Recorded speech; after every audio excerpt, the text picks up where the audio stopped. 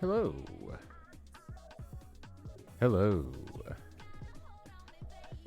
Good morning, afternoon, and or evening, gamers, and themers. What if there's a way I can program the closed captioning to take my intonation of gamers and spell it properly? But that's a tomorrow problem. That's a tomorrow Ryudo problem. Today Ryudo problem has to deal with fucking monsters. Hopefully y'all having a good one. What's going on? Yo, what's up, Gen Spider? What's up, microwavable frog Froggo? Elf Weir here for the dragons. Maybe you'll just like go to sleep now, and then you'll wake up in like another 2 hours, and then you're just gonna see double the dragons. That's gonna be crazy. That's a lot of dragons. I don't know if you can handle that many dragons. It's good to see ya. Kindness weapon as well. Hell yeah. Natesian testing out the sound. This guy has to fight a rattle. I would also hate to be Rito at this second. But someone's gotta be responsible in these parts here. I'm tired of Twitch.tv hiring all these irresponsible people who don't fight Rathalos in the hit PlayStation 2 game, Monster Hunter. I almost couldn't make it through the bit because it was such an absurd thing to say. Yo, what up, Cher? How you doing? Good morning to you. Hopefully you're having a good one as well. It's good to see you. Koi? I can do Koi. Kick my ass if I fall back on Froggo or Frog or anything like that, but I can go with Koi. Time worked out this week. Did eat all my fruit during the show. I'm out here running hella late, and it's the one time it works. That's funny. Someone say frog golf. I did, but on various different social medias because me and Boix are playing Froth tomorrow. So you know, there's even more Ryudo-based content in the future. Also starring another frog. But I'll be on Boix's channel. I have it in my schedule, so you know you can find it, convert it to your time zone and all that sort of stuff. But it will be over on Boix's channel. So definitely hit up Boix and give him some love if you haven't already. Let me do that. Give my boy Boix a follow. Also a big chill streamer, plays a lot of random retro if you do not know the man. Real cool guy. Love him to death. That's why I'm playing Froth with him. Also, what's up, Jim Poo? How you doing? Looking a little bit sleepy there. A little sleepy baby Jim Poo. Sleepy tired. Oh, so weepy sleepy. Ooh, wee. Wanna go back to bed. Ain't want no breakfast in bed. I just want bed. I don't know why I'm doing this to you. You don't deserve it. You don't deserve it. Actually, I didn't get a bingo yesterday. Never mind. You do deserve it. Shout out to Jim Poo as well. Absolutely wonderful chill streamer. Eggs with a scallion. Oh, God. Every time I hear the word scallion pancake, I always remember how much I love scallion pancakes. God damn. And a corned beef hash with some veggies. Much to think about. Yeah, I agree. It is rude that you did not award me a bingo yesterday. But mostly because I was going to pull a bit. But I'm going to save that for another time. I'll just have to get very lucky another time. So sleepy. Oh, gosh. Just be able to do SO Jimpu in this case because I already burned my meter, basically, so we have to do it that way. I kept things too easy. Yeah, the only Froth streamers this side of the Mississippi, which is accurate because the only other people who I know stream Froth are in Colorado and California. So, realistically, well, I guess, yeah, because, yeah, Ty's Colorado and Octo is, I think, still California, so technically that's 100% correct. I got you, homie. I got you. Don't worry about it. I got your back.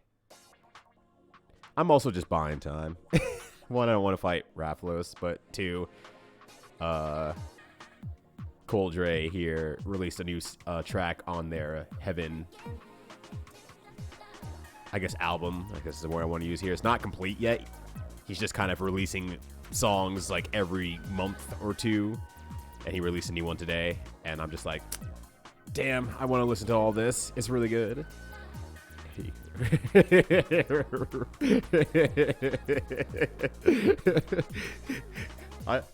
You're getting yourself mixed up. You told me to call you Koi. Now you're getting mixed. There's too much froth in the area. It's funny because it's not me. All right. I'm gonna have to restart the game, I realize, because I had my arcade stick plugged in from this morning when I was playing Street Fighter 6.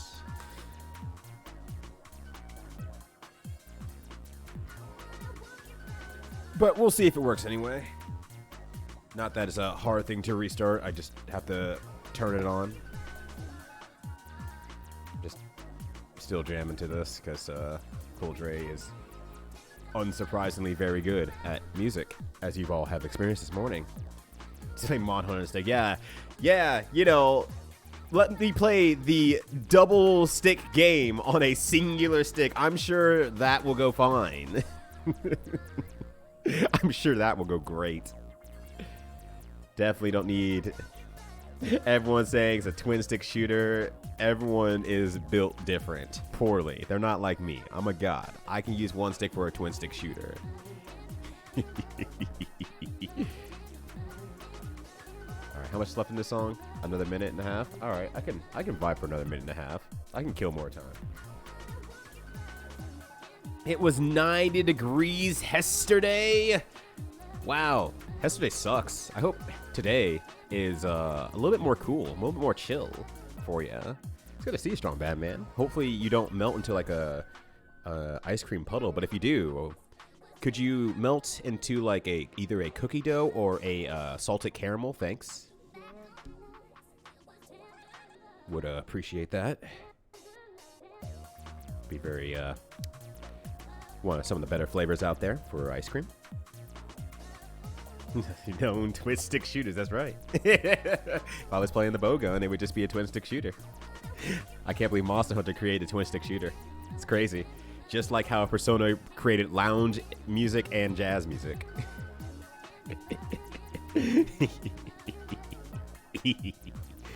Alright. Song's really fucking good. God. Alright, anyway. We gotta get the playlist going. The other playlist going. Let me adjust some things here. There we go. And then we're gonna readjust you. We're gonna watch more Kazro stuff because I think that's like the perfect cadence of stuff that I need for this stream, where it's like, all right, there's not a lot of action going in on screen, and we can kind of just watch it. So that's really fucking good. And it seemed to go over pretty well with most people yesterday. So I'm actually just gonna say, you know what? If I oh no, I have to watch a Kazro video every time I stream Monster Hunter. Maybe I'll look more forward to Monster Hunter. Maybe we'll come full circle here. Oh.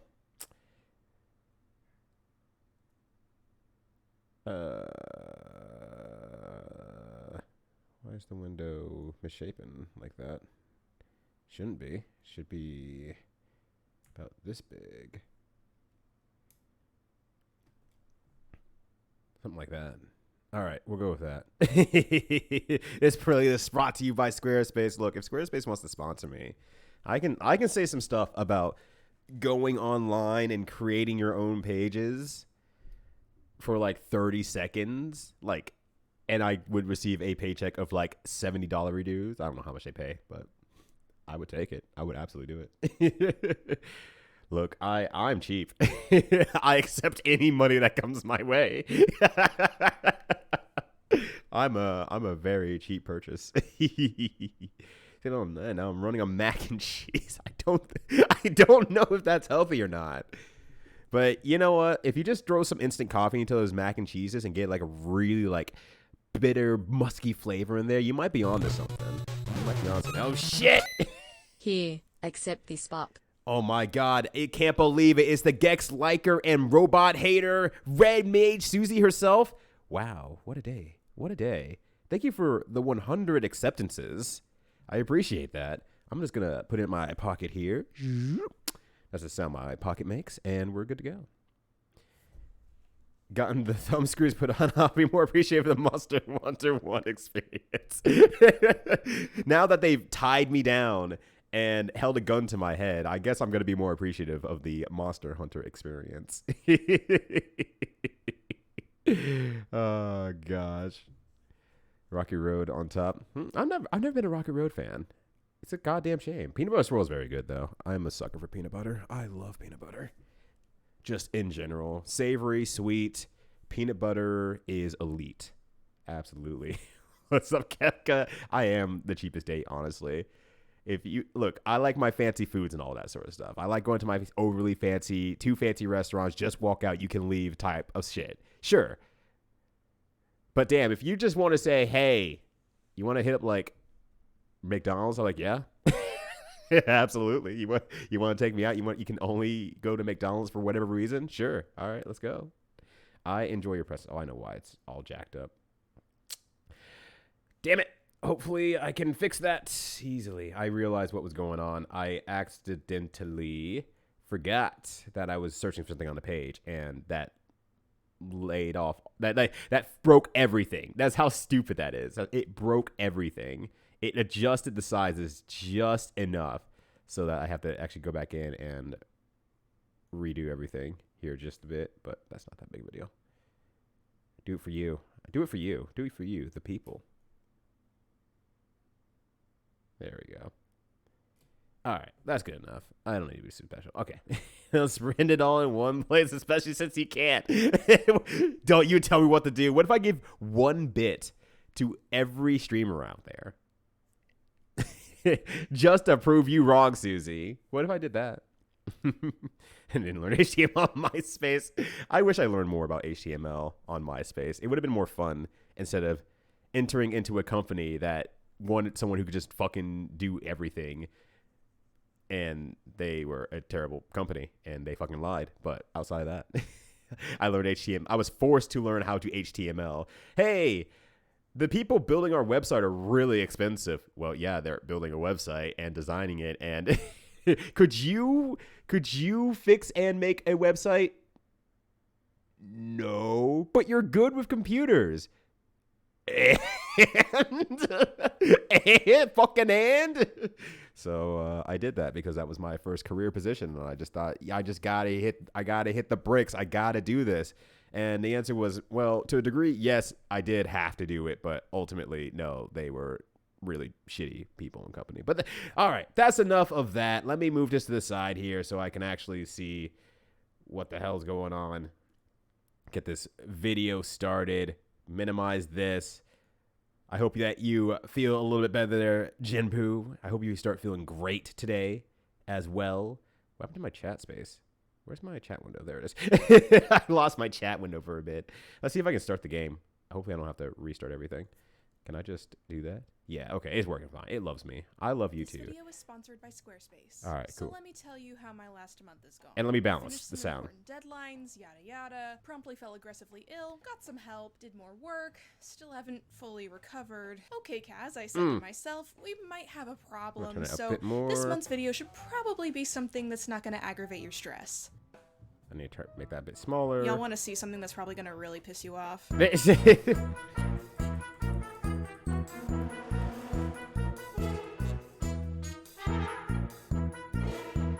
Yeah, so I saw that, and I feel like this is a prime time to get this topic out of my system. Because honestly, it's been stewing for a while. The destruction of antiquities for profit is nothing you can't new, stop me. And we're gonna get into Granblue that. Fantasy is off now. You can't hurt me anymore. Doing is what It they ended at call 10. personal I'm 7 minutes museums. safe. These little clear they're acrylic slabs that contain teeny tiny fragments of various I think that's a compliment, because wasn't this before Half-Life anyway? Pottery, like we saw in that TikTok, a piece of a roof tile from Hiroshima, a piece of a shovel from the Great Depression, a bit of mummy wraps, ink and textile fragments, a woolly mammoth tusk, metal from a Lockheed spy plane, etc., etc. For obvious reasons, people did not respond well to TikTok of someone from Engineered Labs breaking that ceramic Are you bowl. ready to The pay for backlash was someone, so a singular swift, person, they to now make have a one-star website? Google rating from Because I know the hundreds of answer's no. onlookers. I know company the answer's no, panicked and took motherfucker. the TikTok down, along with other videos they had showing them destroying other artifacts for Wings of these heritage Fire. museums. don't But only- it was too late. How by many that books are in point. this They series, released The a Wings of statement saying Fire? that obviously the Jeez. ceramic bowl was fake, and obviously they would never shatter an ancient artifact, that all the fragments in their products are already shattered when it comes into their hands. But like,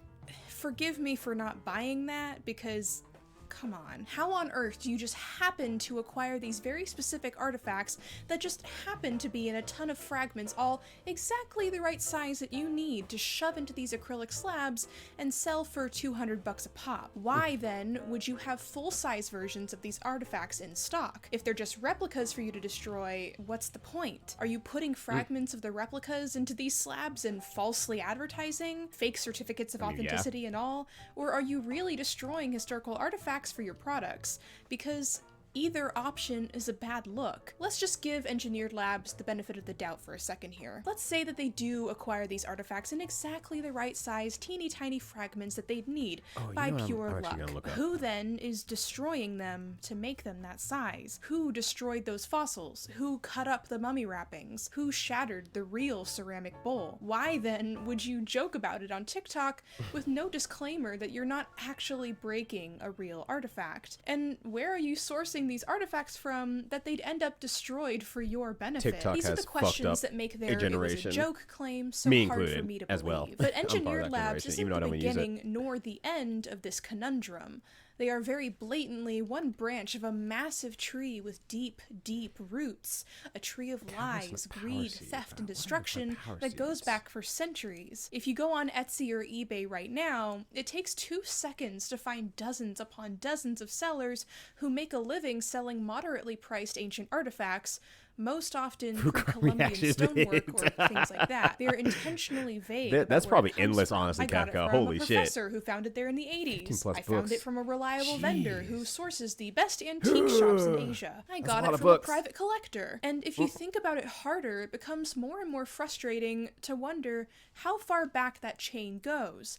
At what point and through what means did these artifacts leave their country of origin to be sold to you for $50 on eBay, and why? I think to fully understand this problem, we need to take a trip back in time. But first, let's take a minute for today's sponsor, Squarespace. At this point, you've heard me talk many times about how I've been using Squarespace to host my portfolio site. Well, here I am again to really drive the point home, because Squarespace has managed to combine any sort of iron ore or something else, and the answer is no. From websites and online stores, maybe I could just make Moshlight ore. Maybe I could just build my own at home. The answer is no, you cannot. Of course not. Why would I be able to do that? That would make too much sense. Templates that are perfect for showcasing your work or getting your online shop up and running seamlessly. Not only can you create an intuitive digital gallery that is mobile compatible, but you can also easily integrate your social media or manage ways that visitors can I don't think I could watch Tin Talk for food. I mean, it's already frustrating enough to watch, Chef's Club Burton put food together and acknowledge that that's the thing that they're doing openly and willingly. I don't know if I can go on TikTok and get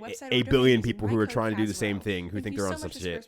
I would lose it. Back to learning about the theft and destruction of ancient artifacts. Also, Susie, do you feel any better about Grand Blue Fantasy Versus? Has the crowd kind of shifted over to like feeling strongly about it yet? The history of plundering and looting has been good? Well, a tale as old as time. Just 15 years after King Tut died in 1327 BC, his tomb was already looted of the valuable gems and metals inside. Let him get cold at least. About 2 millennia later, a number of bronze horses were pillaged from the San Marco Basilica in Venice and paraded through Paris by Napoleon. The conquering and destruction of various civilizations over time has led to innumerable cases of the remnants of those civilizations being repurposed to build the cities of their conquerors. Sometimes, though this is definitely not an example of plundering, the great structures of the world were made from the ruined remains of their hear such a series, and history. for the Look first no time, further, for I think is the right example, way I'd put than it. the Vatican in Rome. The Vatican's floors and walls are made of ancient Roman stone, and much, much more. Dr. Christopher Longhurst says, that's something the versatile popes did a lot of, scavenging and repurposing of material. Why pay for new works when you can pilfer it? It's been recycled from the Roman Forum, from the Colosseum. The reason why the Colosseum is in the state it's in today is not because of the passing of time, no. It's because the popes used those places as quarries. The marble facades and guts of the Colosseum didn't just end up in the Vatican. They can be found spread across the city. I guess that makes sense. Now you've said it out loud. It feels very obvious now. To transform the ancient temples of Rome into Christian churches. The Colosseum was being used as effectively a quarry as recently as 1703. I give the Colosseum example not to imply that the Romans repurposing their own history is equal to the antiquity theft from other cultures.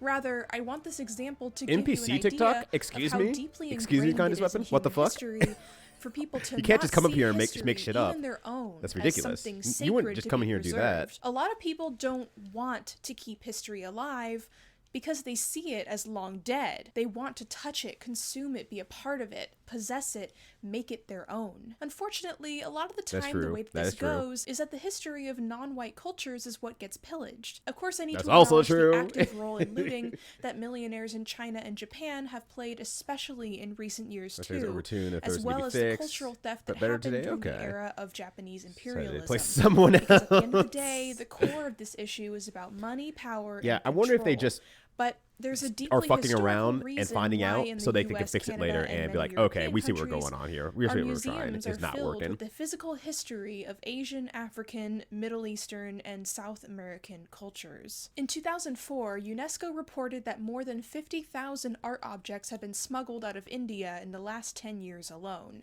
And who knows how many more have been taken since.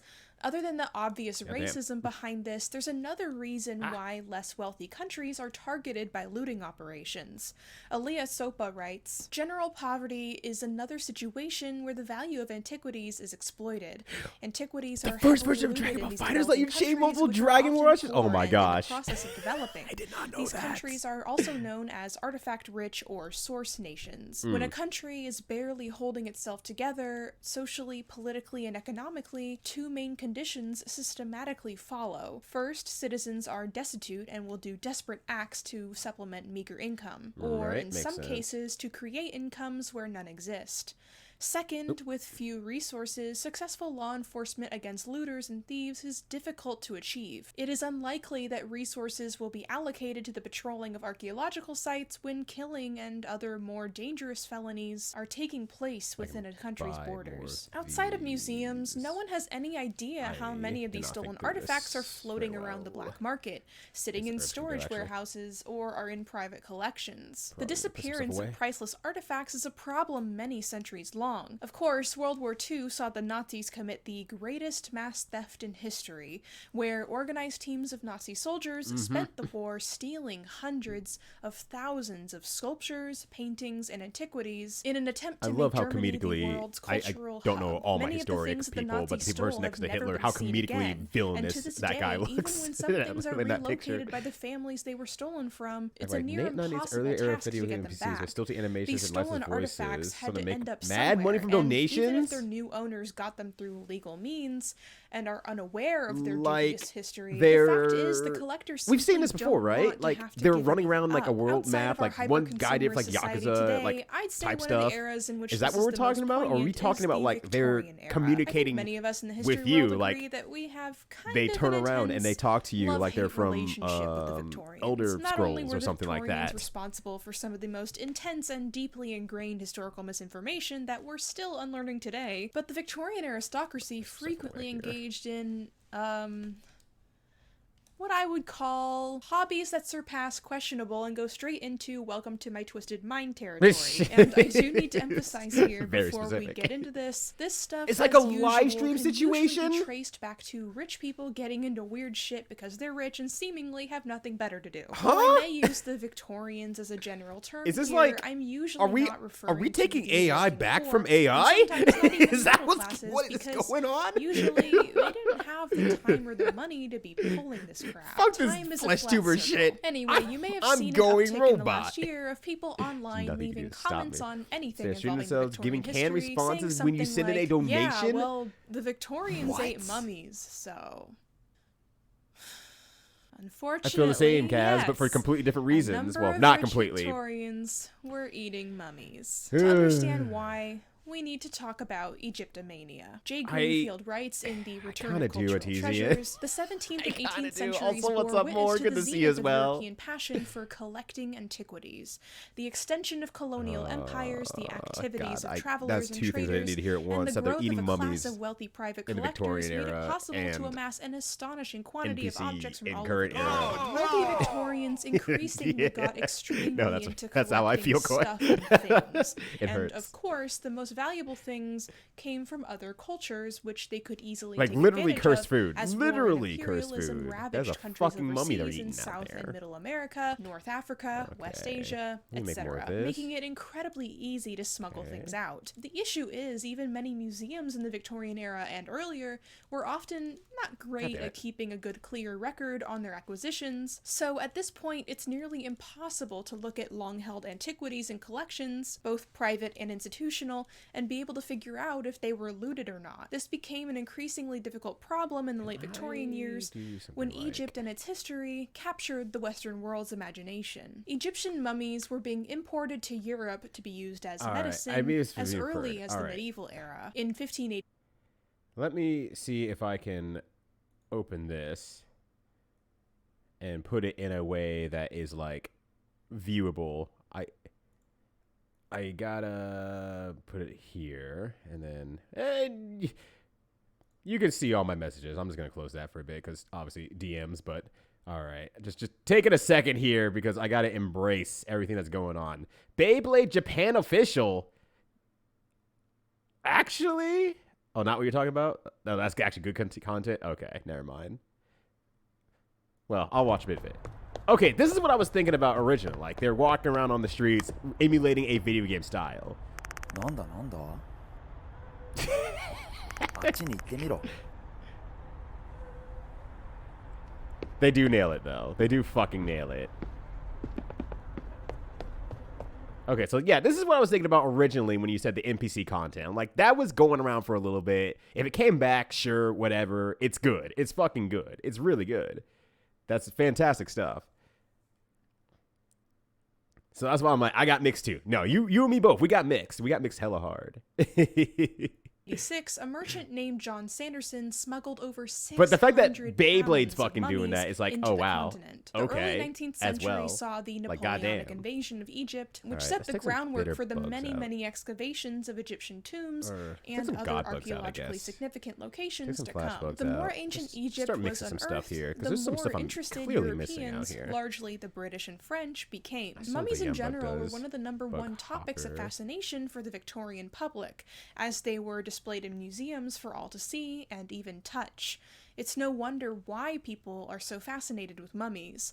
They are the one thing that is both human and an ancient artifact. But Mummies stem make from people that. of the past I guess I tangibly have to look it real up to at us some in the point most and just visceral be possible baffled way. by They the give cool us a new window thing into nowadays. history I'm in getting a to that way age that where I'm no starting to get inanimate baffled by the cool object new could things. possibly do. And you know what? That's Victorian fine. writer That's fine. Hezekiah I Butterworth was going to reach that mused, age one as day we anyway. gazed upon these mummies and the relics of Egypt's storied past and faded glory, the Bible stories that we had learned in boyhood seemed to pass almost like dimly remembered scenes before our mind. We seemed nearer to Jacob, to Joseph, to Moses and Aaron than ever before. To touch a mummy, Constance Classen describes, is to seemingly destroy time. But this doesn't mean that people weren't also disturbed by them.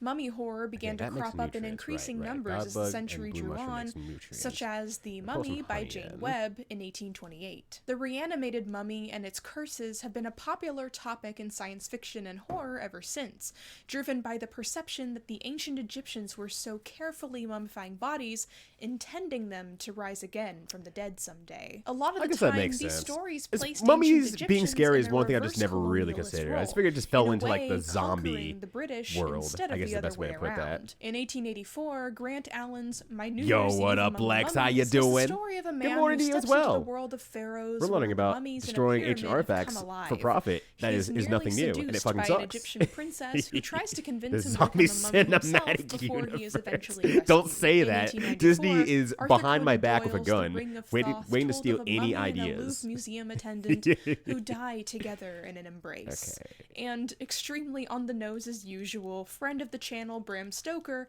wrote The Jewel of the Seven Stars. Oh, in and also Bram 1903 Stoker about an wrote- English woman who is possessed Apparently. by the spirit of a mummified Another ancient thing Egyptian queen, around the whole intent on undead rebuilding her royalty empire. aspect. Those Makes mischievous sense. ancient Egyptian royals, always possessing people.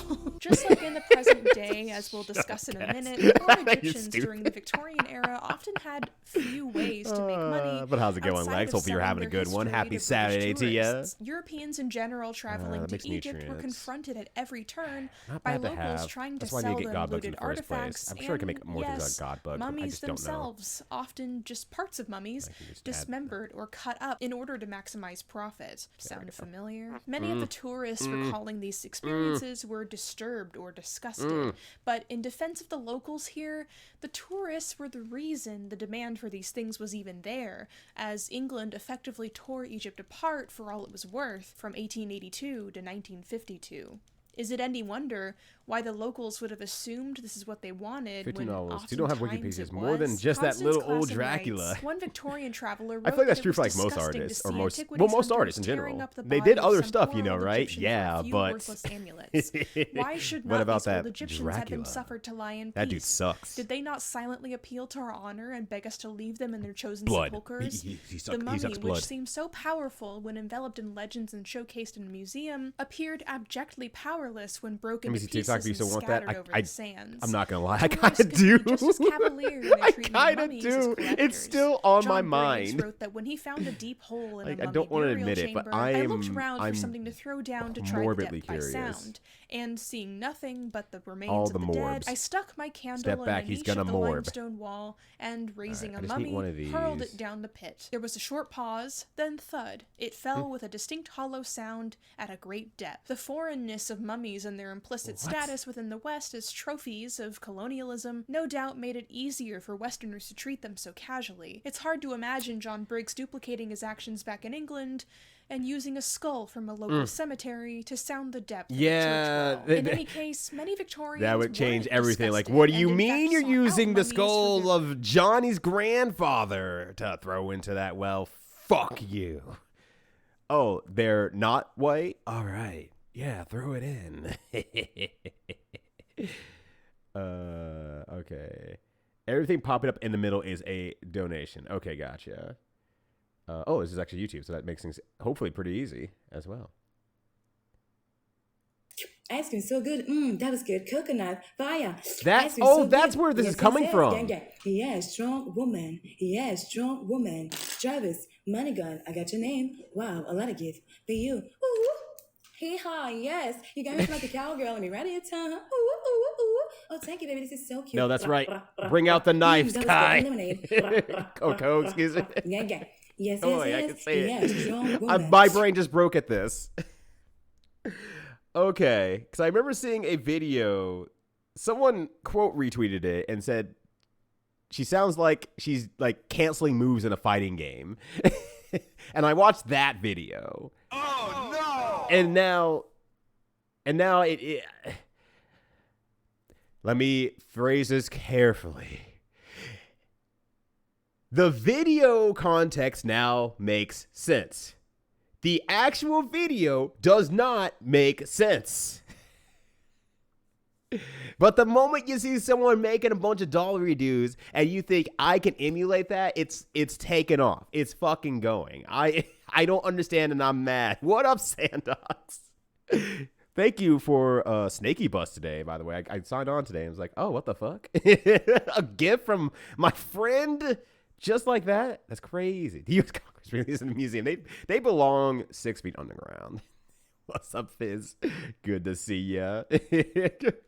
Yeah, she's special canceling her moves again. Wait until she activates that super. She says yeehaw, so actually it would probably work. Real talk. Good to see you as well, Amber. Oh my gosh. Car as well. You and me both. We got into the subject of NPC content, and I was just not sure what it was because I'm getting up in age and I just don't see things anymore as much as I used to be, you know, prophetically online. It's not happening anymore, and I now know what the NPC content is, and I just have to nod and say, you know what? All right, you got it. You're making it work. Various purposes. Who am I? Some travelers in Egypt even You're not used hurting mummies or anybody, their I don't coffins as think. firewood in their camps. Question mark. People use I'm hurt, pulverized I mummies guess, to make but medicinal I think I'll pastes live. or eat them for various ailments. Sometimes mummies were imported to Back England to for use as brain crop using fertilizer. content for a bit. Earlier, around the 16th century, mummies began We're to be reaching the used point. to We're make a reaching that paint point. And you called know what? Mummy Once again, I just have to Brown. nod and Who say, you know knows? what? When you Shine look at a on, you crazy painting in a diamonds. Just museum, don't the hurt ground other up remains people. of an ancient Egyptian body might do not be there harm on the others, canvas. and you're good It to was a go. favorite That's paint all of the I ask. Pre-Raphaelites in particular. Mummy Brown only stopped being produced in the 1900s because there were so few mummies left. We literally ran out of mummies. We ran out of Rich mummies. Victorians eating mummies didn't come out of nowhere. There is a long history of the body as God, medicine something all around the world.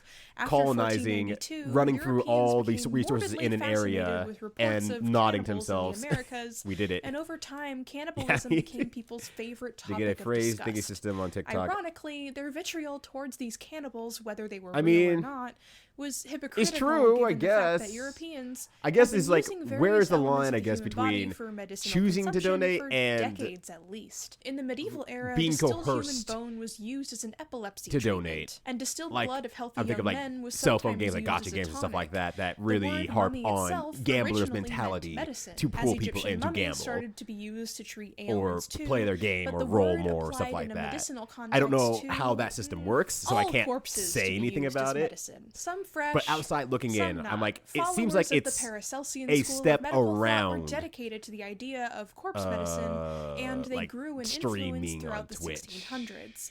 In the winter of 1668 to 69, the traveler Edward Brown saw a man publicly executed in Vienna.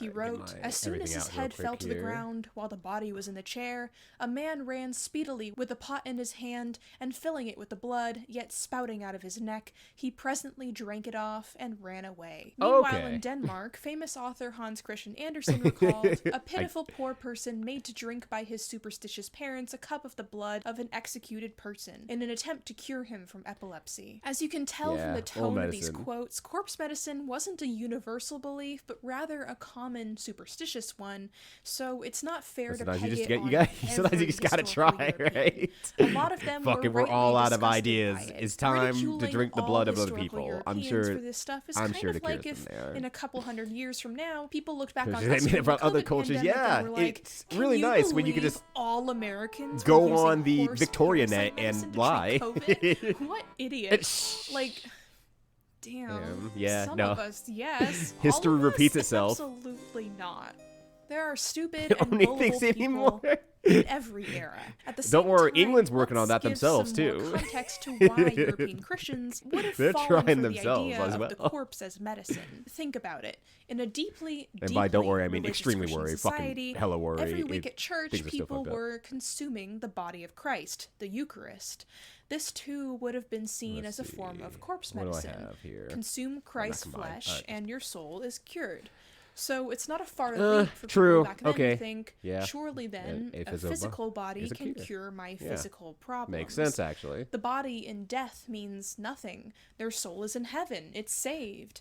The person they were no longer matters. What issue is it then to make use of the soulless thing left behind one thing here. when the Sorry, I'm soul just trying to was get my all shit that together mattered? so I can actually go hunting. Especially when the corpse was that of a felon or a gunpowder. convict. It's just a completely different Yeah, realm of we're thought. very But good at more often than demorali- not, saying, the "Oh, this corpse person's medicine without was done morals. by the wealthy Well, at the now we expense of need the to poor." destroy them Richard Sugg entirely. writes, Marsilio Ficino was one of the most highly respected figures of Renaissance Europe. In the 1490s, I can Ficino understand. suggested that the That's age could rejuvenate themselves if they would suck the blood of an adolescent who was clean, happy, temperate, and whose blood was excellent, but perhaps a little excessive. Vicino also makes it quite clear that blood was indeed used as a medicine by good doctors you can have that at one. just It's this fine. time. If you chance upon the word vampire in a non-fictional text of the Victorian period, there is a good chance that it will refer to use it as a some propeller kind so I of can fly through the allegedly skies or oppressive person, nothing. system, When or you're nation. at a movie, It seems, that's however, alright. that in the early modern period, there may well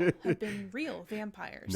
Rich, elderly men came up with that who back in the sat day. in velvet It's chairs, us. We're the brain their Jesus mouths out here. clamped to the arm of some living and impoverished donor. The There's something exploitation I of already human forgot 'cause I life picked up something rarely else gets out more here. direct than this. People eventually stopped with the medicinal cannibalism as medical nutrients. advancements grew and Drug, grew, armor and skin, medicine became flash a bomb, markedly less that. religious affair. But gunpowder, the obsession with Egyptology never really went away. I mean, I get it. I still love Yu-Gi-Oh! And I had this book as a kid. And damn it, I enjoy The Mummy, but probably because of Rachel Weisz. Yeah, I mean, There's no question everyone that the in that fixation movie, on well, ancient everyone's main Egypt character, and the today. colonialist It's really roots a of fun movie, I'm not gonna Egyptomania is lie. a deeply complicated issue. Yeah, rich It fuck, goes without like, saying give me that your it is an blood. unspeakable tragedy Grandpa, that Egypt's no! ancient treasures and mummified dead Grandpa, were so please let brutally go looted, of the Red destroyed, Bull. and scattered across the rest of the world. And in the turn of the century, True, the we more do. Egypt's historical riches were That's just the exported, cultural stronger its touchstone, grip the on mummy. European imagination That was, makes sense. coming Put some to an blood explosive inside it. You head gotta in the get it out 20s, quick. when pseudo-Egyptian aesthetics I hate when I have dominated too much fashion blood and pop inside of me. I'm culture. so full of Everyone blood. wanted a Yum, piece yum, of that yum. history. Cairo, Against the what's up? wishes of Egyptians Hopefully your matches themselves, didn't go who too often long, had or no your reviews of choice matches didn't go but to too go long. along I with know you were or looking for even a shorter enable one. the pilfering of their Anyone culture. doing So that in the what do we modern? do Yeah, now completely. when History Egyptians never repeats themselves itself. That'd be wanna ridiculous, to be take the president. unearthing What's of up, their V? How history you into doing? their Good to own see you as well. hands? All right, let's do it. In 2020, a video of an Egyptian mummy sarcophagus being opened by a team of archaeologists in Saqqara went viral. And, well, you could say the internet was pissed. Because this incident was coming on the coattails of a number of other antiquities scandals and online discussions about the white pillaging of non-white cultural history, people's first instinct was to believe that this was the same.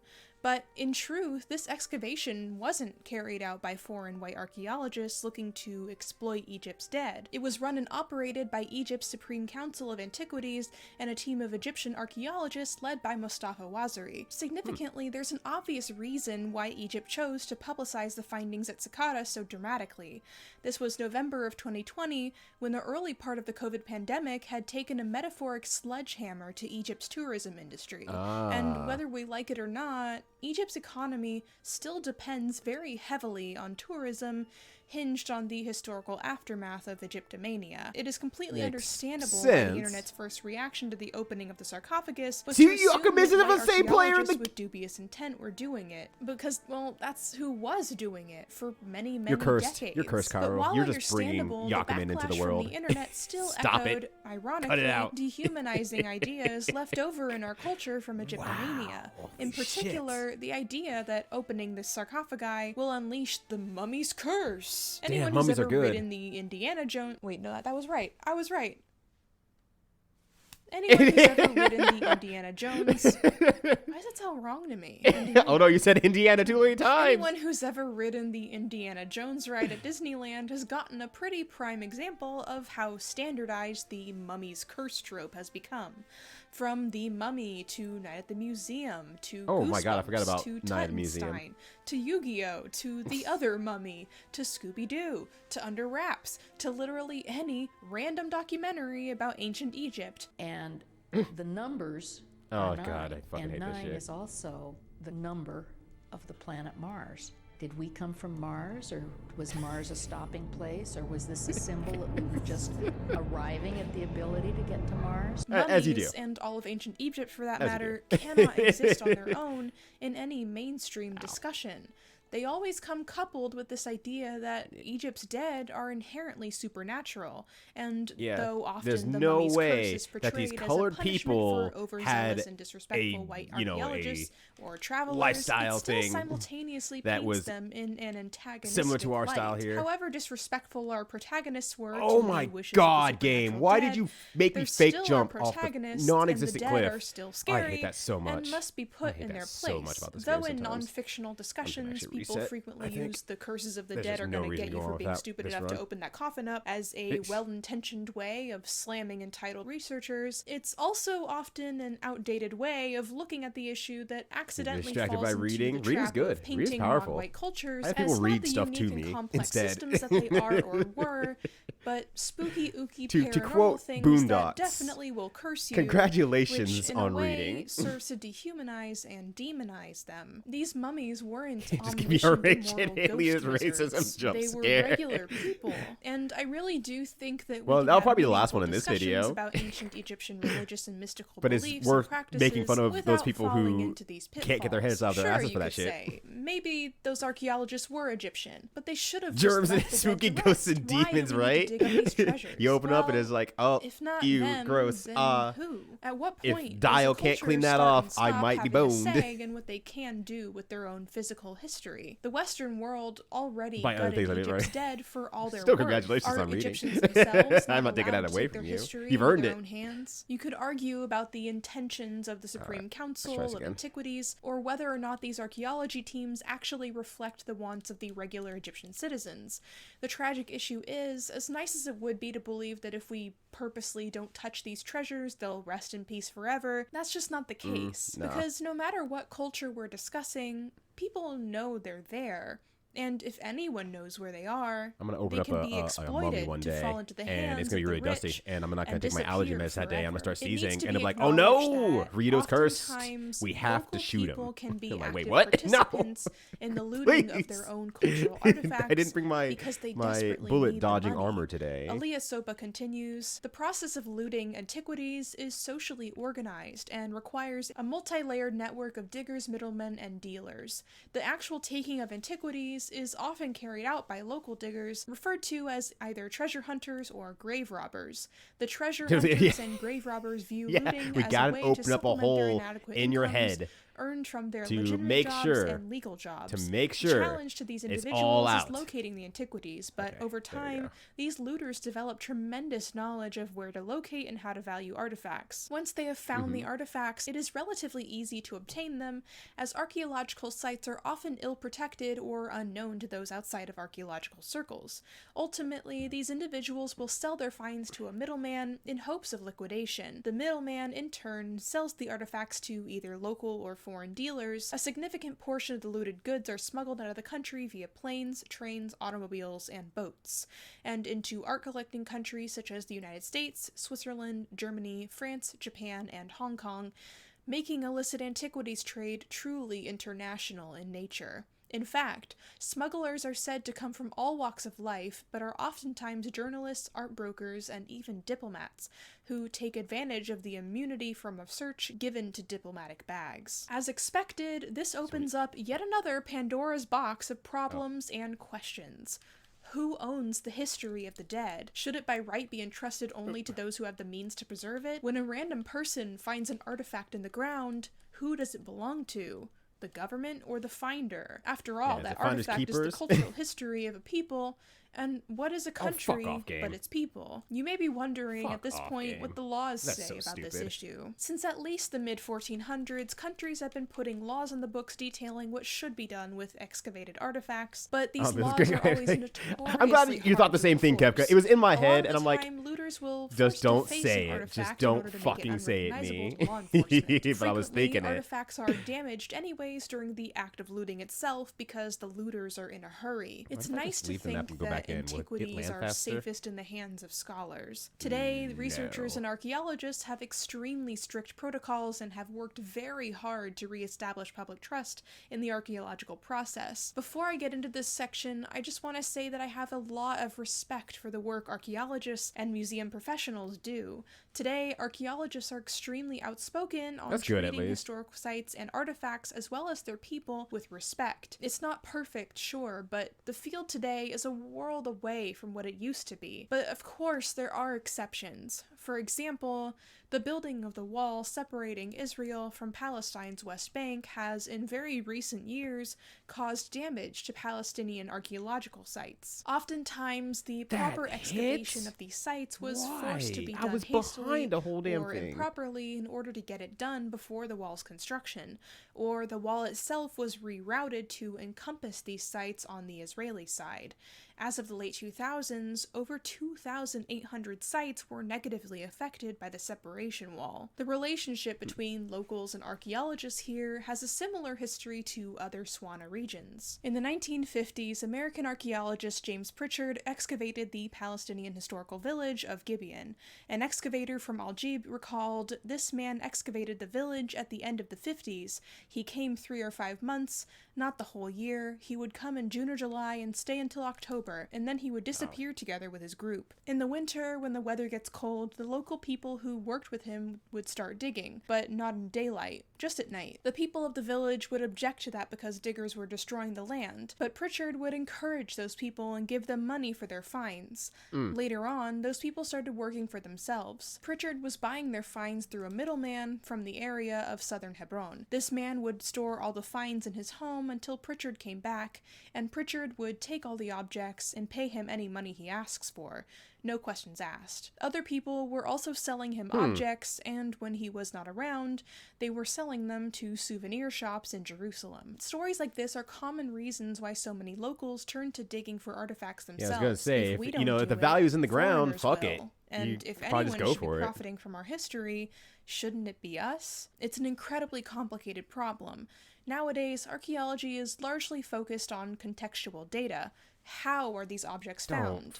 Where are they in the site and around what other objects? What can their location and condition tell us about what they meant to people or were used for? This cannot be said for many historical archaeologists who were largely focused on collecting treasures, often with grave consequences. Heinrich Schliemann, an amateur archaeologist who worked in the late Victorian era, Sorry, is that possibly one old of look, the most it kind of notorious rules, I'm not gonna examples of lie. archaeology gone wrong. In the words of Spencer Daniel, Heinrich And Schliemann here of his was a fur lying, coat, cheating, top grifting, hat, thieving Jesus. charlatan, Like, and overall could you scumbag look who only any became more, famous like, because he was villainous extremely on rich purpose? and highly skilled in the art of lying to make himself gotta eat seem my more nigger impressive nutrients. than he really Whoops. was. I couldn't have said it better myself, and here's why. Schliemann grew up dreaming of discovering the ancient city of Troy. Yeah, that's a made great Ace famous Attorney in NPC. Homer's Yeah, where's The Snidely Iliad. Whiplash? Many Look at people that. Yeah, where's outside this? of Greece Where's believed that where's it was Muttley? an entirely fictional city, but truthfully, locals in the surrounding area in Greece always kind of knew where it was, under what was then called Hisarlik. They were really chatty about it too. As early as Actually, I forgot to sharpen my 1801, sword. the English Shit. traveler Edward Daniel that's Clark actually fine. wrote that he had visited the ruins of Troy at Hisarlik. But according to Schliemann's romanticized story that he told, he actually followed Homer's description of the land and was able to locate it for the very first time, thus proving everyone wrong. That's right, Schliemann was the only one who found it first, and thus the Trojan War really happened. And we should all be thanking him. Except he's a dirty fucking liar, so all of that is bullshit. Oh, yeah, have you seen Throughout this guy? the mid-1800s, various Look at him. people, including John Brunton and Frank Calvert, began excavating parts of Hisarlik on their own, unearthing loads of ancient Greek artifacts. They were thoroughly convinced it was Troy, but didn't have the budget to do a full investigation. This was the one advantage that Schliemann had over everyone else. He had a lot of money. The thing is, though, always Schliemann money. believed that Troy was actually at Penarbashe until he met Frank Calvert, and Frank was like, "No, dude, Troy's over there. I've been excavating it this whole time." And Schliemann was like, "Whoa, look, everybody, You I fool." just discovered Troy by myself." So Schliemann started woeing and wailing about how he had finally proved all those mean non-believer scholars wrong, and Troy is actually real, thanks to him. And other scholars were like, like, I mean, we already kind of suspected that, but okay. So Schliemann and his fat wallet got to work fully excavating Troy. Hey y'all, Unfortunately, I discovered because he was a moron who was obsessed subscribing with Homer, to Rito he on ended up Twitch. destroying Everyone most can of thank it. me. He All Twitch can dug a thank me for massive trench through discovering the city subscribing. and obliterated all of the upper layers of the city with dynamite. Yeah, I can't believe a guy with Colbert that was name deeply is upset bad. by this and It published doesn't seem a huge possible. It call-out just seems article really exposing unlikely. Schliemann to try and get Oh, did everyone I to not pack cancel my him. meat? But it was too late. And all that destruction was truly misguided, too. He did it because all he cared about was locating Homer's Troy in the deeper layers of the city.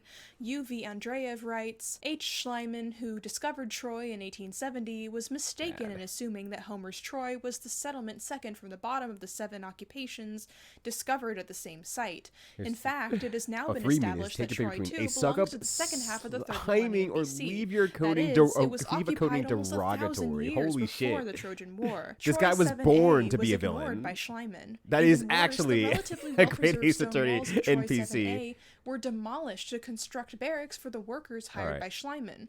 He even Actually, failed to you know what? sketch them. Thus, Schliemann succeeded in completing Agamemnon's work by destroying Troy and not leaving a trace. The alleged backwardness of archaeological science of the time is a poor excuse in this case, because archaeology had by then accumulated more than 1 century of experience. The devastation What do you doesn't mean that end people here. with a Having vast amount of thoroughly money destroyed Troy, don't have to Schliemann then live with proceeded their to own loot it of its valuables. their own Because accords, he actions, and continually mistakes? lied about where he located various artifacts, we will never truly know who they belong to or any other contextual information. forgot my fucking He then steaks. smuggled That's the treasure out of the insanely stupid of Ottoman me. Empire with his wife really dumb. Sophia, who would go on to personally wear the jewelry that they Oh. dubbed the Jewels of Helen. Not narcissistic in the slightest. Not at all. Schliemann would continue to destroy ancient artifacts and structures in Greece by ordering the destruction of the medieval Frankish tower on the Acropolis because it wasn't from classical antiquity, against the wishes of both the Greek government and Isn't the Harry public. Tours of Another case history? involves my mortal It's nemesis, just one of those things that's like, Henri Lotte, Oh, a more French people who explorer and continue to ethnographer. not want Lotte history to be led- told Lotte as it led- is because Lotte it's led not through the positive to them. mid-century, That's Lotte crazy led that they want to numerous pretend history expeditions is just through in the Sahara Desert in past. Algeria, Don't worry funded by the about Paris it. It's Musée like, de you l'Homme, gotta worry which he about was it. able You're to gonna worry do about it. because I'm worried. Algeria was Worried occupied by about the it. French until Yo, 1962. Marathi, what's going on? Good to Lotte see you, and his fam. team located over 800 rock paintings in the desert. In the book he wrote on his findings, Lotte publicized his stupid belief that these rock paintings were depicting extraterrestrials from outer space, effectively beginning the modern trend of believing that ancient aliens are That's me responsible screaming. for all of the cool things that ancient people of color did. Outside of the irreparable damage that Lotte's shitty hypothesis did to the public ideas about the ancient world, he also did unbelievable physical damage too. Oh, good. Jeremy Keenan On writes, top of everything he else. likened the local people, the Tuareg, who made many of his discoveries, to wolves and living by the laws of the jungle. Significantly, he made no reference in his discovery claims to Yolanda Schutte, the Swiss ethnologist whose work preceded his own. Worse still, he undertook what might be regarded today as the systematic History vandalism never of the repeats sites, itself. not only There's by no liberally repeat button on washing the history. paintings to restore You can't their just go on color, YouTube but by and repeat collecting history. and removing copious quantities of material artifacts from the area. A very key aside still have it here over is North that Africa, so Schliemann someone's put was English not a and the professional French set in the back for archaeologist, and Roman the damage comics that Lotte caused is It's- widely oh, recognized God. today. But while today we don't usually need to worry about narcissistic I'm scholars and crying from archaeologists the obliterating sidelines ancient right ruins now. for no reason, fuck. various governments and militaries I'm also are doing trying that not on to their own die just fine. It's by common unfortunately enemies. true that oftentimes some scholars may indirectly play a part in looting systems, whether they're aware of it or not. Alright. Let's fucking talk about Hobby Lobby. It's time. I didn't know we were gonna go to Hobby Lobby, but I'm glad These that they some are. Of the 5,500 Iraqi artifacts that Oklahoma-based Hobby Lobby says it bought to demonstrate its passion for the Bible. Yeah, good Steve segue. Green acknowledges, Yeah. quote, regrettable mistakes that he blames on inexperience. So yeah, I As most of too you can am probably inexperienced with recall, having a craft fuck ton of store money. giant Hobby Lobby was involved in an early 2010s scandal Book of regarding textiles, the earth purchase excavation, of but just throw thousands of any cloth they found because it antiquities that were wasn't smuggled out of valuable to them. Iraq It through didn't. Israel It doesn't and earn the me money, United so Arab therefore doesn't count. In order to supply We were talking about the something similar to this the other inventory day, of where it's the like then unopened how a lot Museum of people the nowadays are Bible like, in hey, you have a Washington, hobby? D.C. Iraq, Do you make money tragically, from is your no hobby? You stranger should to make the money widespread from your pillaging hobby its instead of just historical enjoying your artifacts. hobby. As we've seen, Type of war-torn stuff. and And it's like, destabilized stop. and poor countries are the Not ones everything has most to be vulnerable attached being to the looted value of by money. people from the very turns countries out. responsible for their suffering. Iraq was Yo, already what's up, a target Zappa? How you before, doing? But as soon as the U.S. invaded Iraq following Also, 9/11, Valkyrie as well. it Good to created see you as well. a hurricane of looting and We're doing history pillaging, today. supplying the black I mean, I guess we market did with history antiquities, last time, but especially we're to doing Christian collectors looking to history, archaeology, history. There we go. That's the word I'm looking for. This is exactly what God, Hobby fuck off, Lobby game. was looking to do. I know it's Hobby there. Lobby Do not, is owned you do by not need to Steve fucking Green flinch. of the Green family, who are extremely devout evangelical Christians. You may recall the time in 2014 when they went to the Supreme Court to contest the Affordable Care Act's requirement that employer health insurance covers birth control. So yeah. You know who to thank for that. In 2010, Steve Green traveled to the UAE to Yeah, look but then over hobby's a and job, purchase not more hobby. than Crazy, 5,000 right? Iraqi If I can earn like artifacts, just a which few bucks were from it, sure, spread great. on the I floor, guess arranged while in I'm layers doing on a it, coffee but table and packed loosely in cardboard it doesn't boxes. have. It's not a in many requirement. It's not instances required with for me. little It's not to my no job. protective material between them. Hobby Lobby wired like keeping them separate. $1.6 million to 7 different bank accounts associated with 5 different people to pay for the items. The artifacts were shipped to the United was the States world's in multiple oldest packages, intact falsely shirt that way. labeled I think tiles, actually this channel sampled. did They were cover also that sent to now, multiple Cara. Now I'm thinking about locations. it. As the complaint Like, I notes, think the this- use I think of I multiple remember seeing shipping something about addresses for a that. single I'm like, oh, that's recipient is fucking cool. consistent with methods I used forgot by about this, but I cultural came back. It all property came back smugglers to to you avoid now. scrutiny by customs. You'll never On be customs safe from forms, the history, UAE dealers Valkyrie. supplied false invoices that substantially undervalued the pieces, Thank you, presumably as a way to Rathian avoid Rathalos customs for flying inspection. around for Hobby Lobby 200 defended hours. themselves, saying that it was new to the world of acquiring these items and did not fully appreciate the complexities of the acquisitions process. To put it bluntly, the Greens didn't care about how they acquired the artifacts. They didn't even fully care much about the condition. Their claim to ignorance isn't even true. In 2010, they sought out Patty Gerstenblith to give them Hobby Lobby expert counsel bad? on cultural Huh? property law, and then deliberately ignored her. A lot of it was about quantity and authenticity. Hobby Lobby is a because store. that's Is all about they where needed to the stock positives Museum of the begin and Bible, end which for at Hobby the time Lobby. was still being developed. It The exists U.S. as a Department of store. Justice fined Hobby Lobby $3 million let's try to do this. and forced them to give up about 3,594 artifacts. This may seem like they got put in their place, but in actuality, this punishment is more akin to a gentle stop that. The thing and a tap about on the having wrist with a money soft feather. The Green's wealth is and getting in wholly trouble by the law unaffected, is and they that still they have make you more pay than money that you 40,000 have a artifacts in bunch their of. collection. I All don't this know why you did fucking was clear tried. the God damn path it. for them to open the Museum of the Bible uninterrupted.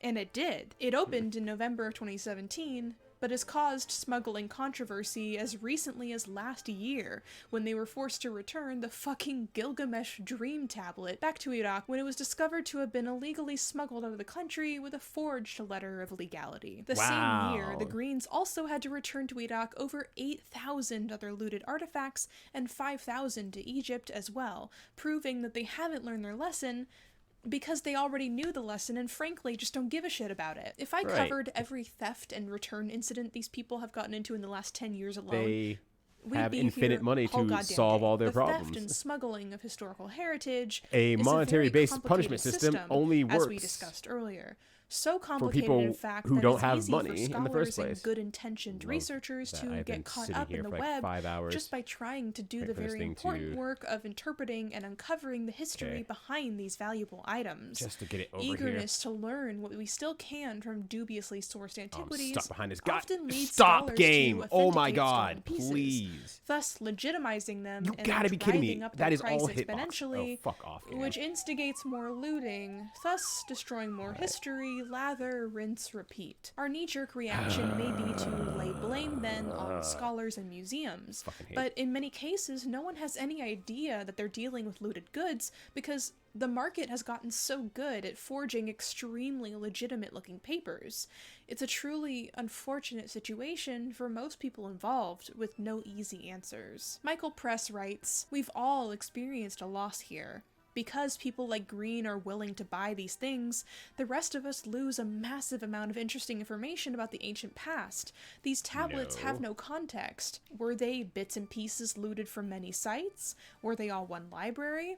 Did the looters trash crumbly tablets that weren't pretty enough for the market, but in the hands of archaeologists and epigraphers could have told us marvelous it's all linked. things? It may What not else was feel with like the it, but it's tablets? all We linked. don't Hobby get to Lobby is know, because a huge rich about guy felt his desires were stealing more shit important from than history and heritage. historic At the end sites. of the day, of course, we all lose valuable history that can never be found again.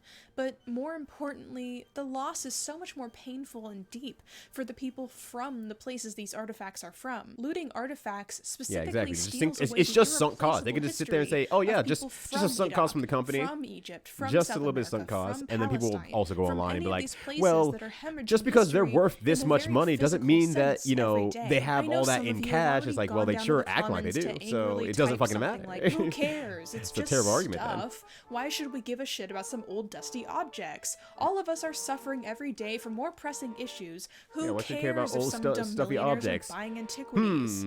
Well, of course I'll give you my real answer, but if you really feel that way, I don't know if anything I say can reach you. If you don't care, that's okay. Maybe It's history a cost doesn't doing mean business. much to It's you. lost. In which case, I don't know why you Any profits not realized but is lost logical profits. reasons aside, which are Or fairly profits obvious, not instantly given. isn't the pain oh, of the people whose okay. cultures are being stolen from enough? Is it not enough that it hurts people to, in a very material way, lose their guess his past, computer's their in the bathroom, so ancestry? he's going That's over to something Riyadh that with I someone. can Oh, Just shit. share popping on a in to very drop personal my level sub. with my own Have a culture great and weekend. job. Dude. And the issue That's with right, stealing fam. When you got a antiquities sub, you got a is sub. you Thank you can for never 35 get the entire days of context subscription. discovery Thank you for swinging by as location well. back. Good to When see something ya. is stolen, Hopefully it you and starts yours are a having a war good of one, and I ownership get that to never catch up with needed to you happen fairly if not soon. for someone's greed. Happy to It have you here, and I hurts hope you have an a already fantastic hurting weekend people. as well. So, how much of their pain is enough for you to care?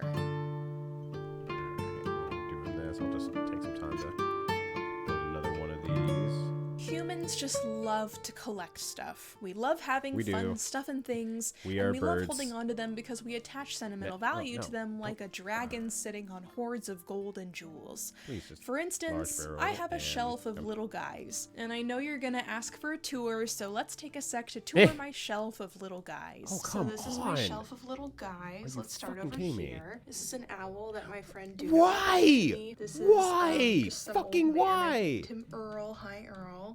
That's Pom Pom Pudding. Oh my God, This damn, is I a hate you little so wood much. block that looks like my dog Roxy. This is a little mouse that I got from Hey, yeah, a it's estate sale when my 75%, neighbor bro. died. You have a Moo 75% Mama chance of over making here, this. tiny Fails clay 3 times in a figurine row. Of my webcomics antagonist.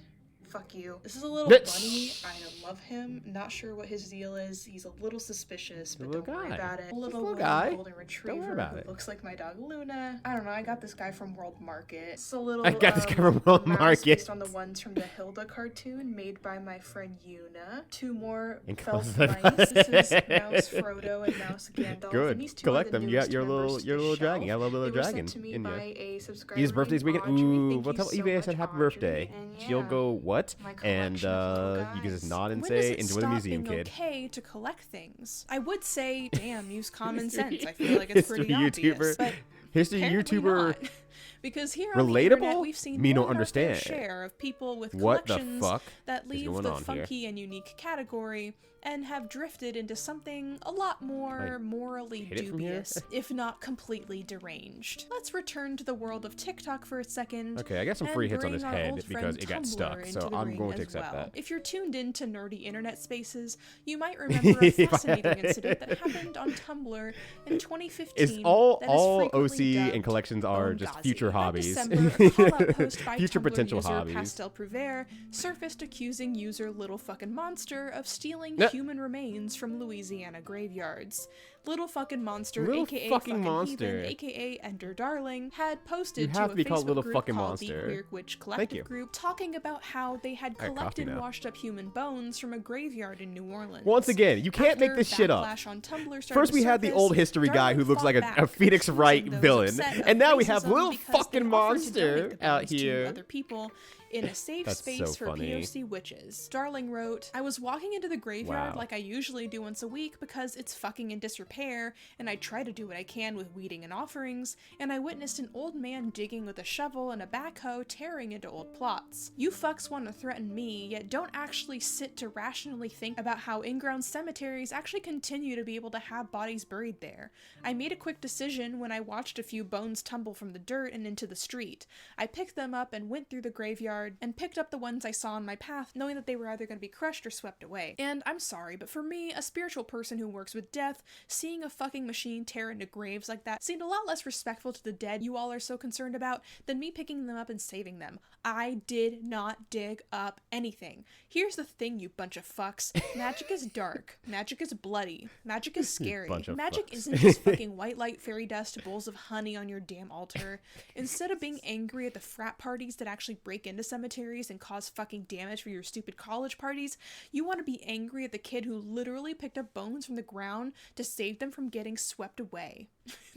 So it's just the most Tumblr sounding post I've ever heard. Yeah. I was lurking on Witchcraft Tumblr in 2015, definitely so is one of I the most saw Tumblr this posts whole I've heard, and debacle I'm not even unfold on firsthand. Tumblr. For what it's worth, I left Witchblur because of the rampant anti-Semitism, and it looks like many of those people have now migrated to TikTok and have gotten even worse. Oh, God. Anyway, Darling was not the only person on Witchblur who considered themselves to be a sort of benevolent scavenger, and it was incredibly common for people to be collecting all sorts of random things for use in their practice. If there's one thing witches love, it's hoarding junk, especially glass bottles. In any case, it usually wasn't human bones. Animal bones, sure. And you can argue about the ethics of that too, but not human bones. So this caused a pretty big stir in the community, and people began to argue about when scavenging is or isn't okay.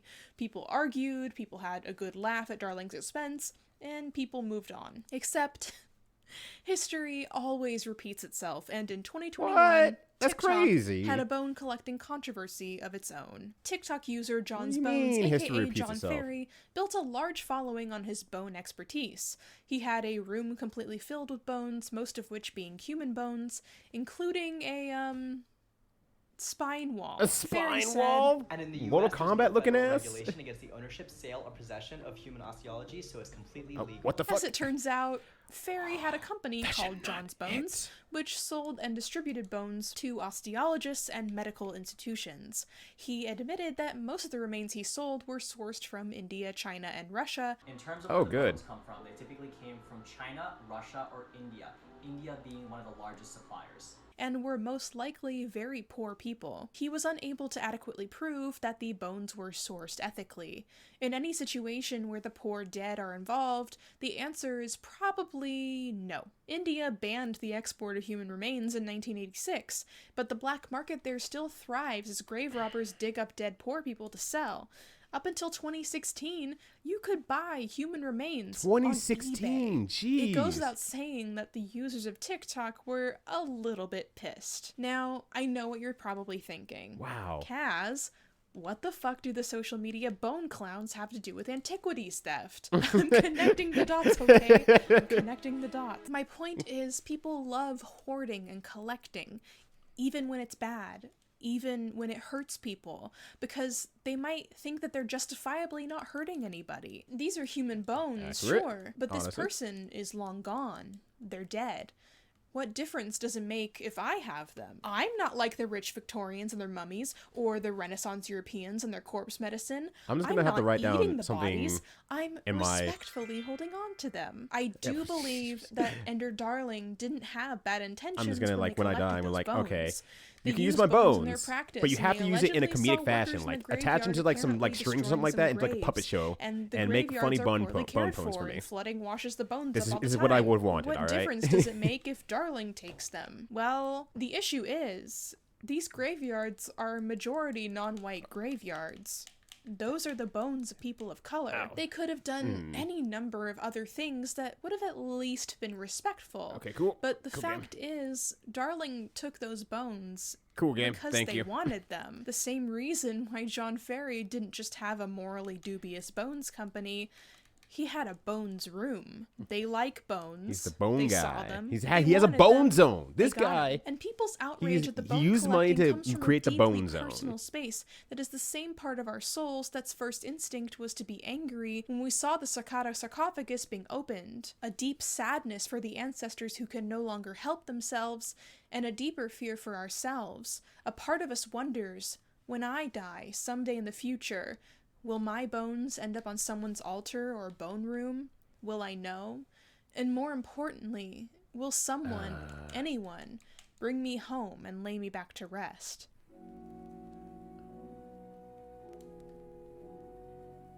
When the ancient artifacts are looted and taken away from their home countries by thieves, it feels the same way because those artifacts are the souls of people's cultures.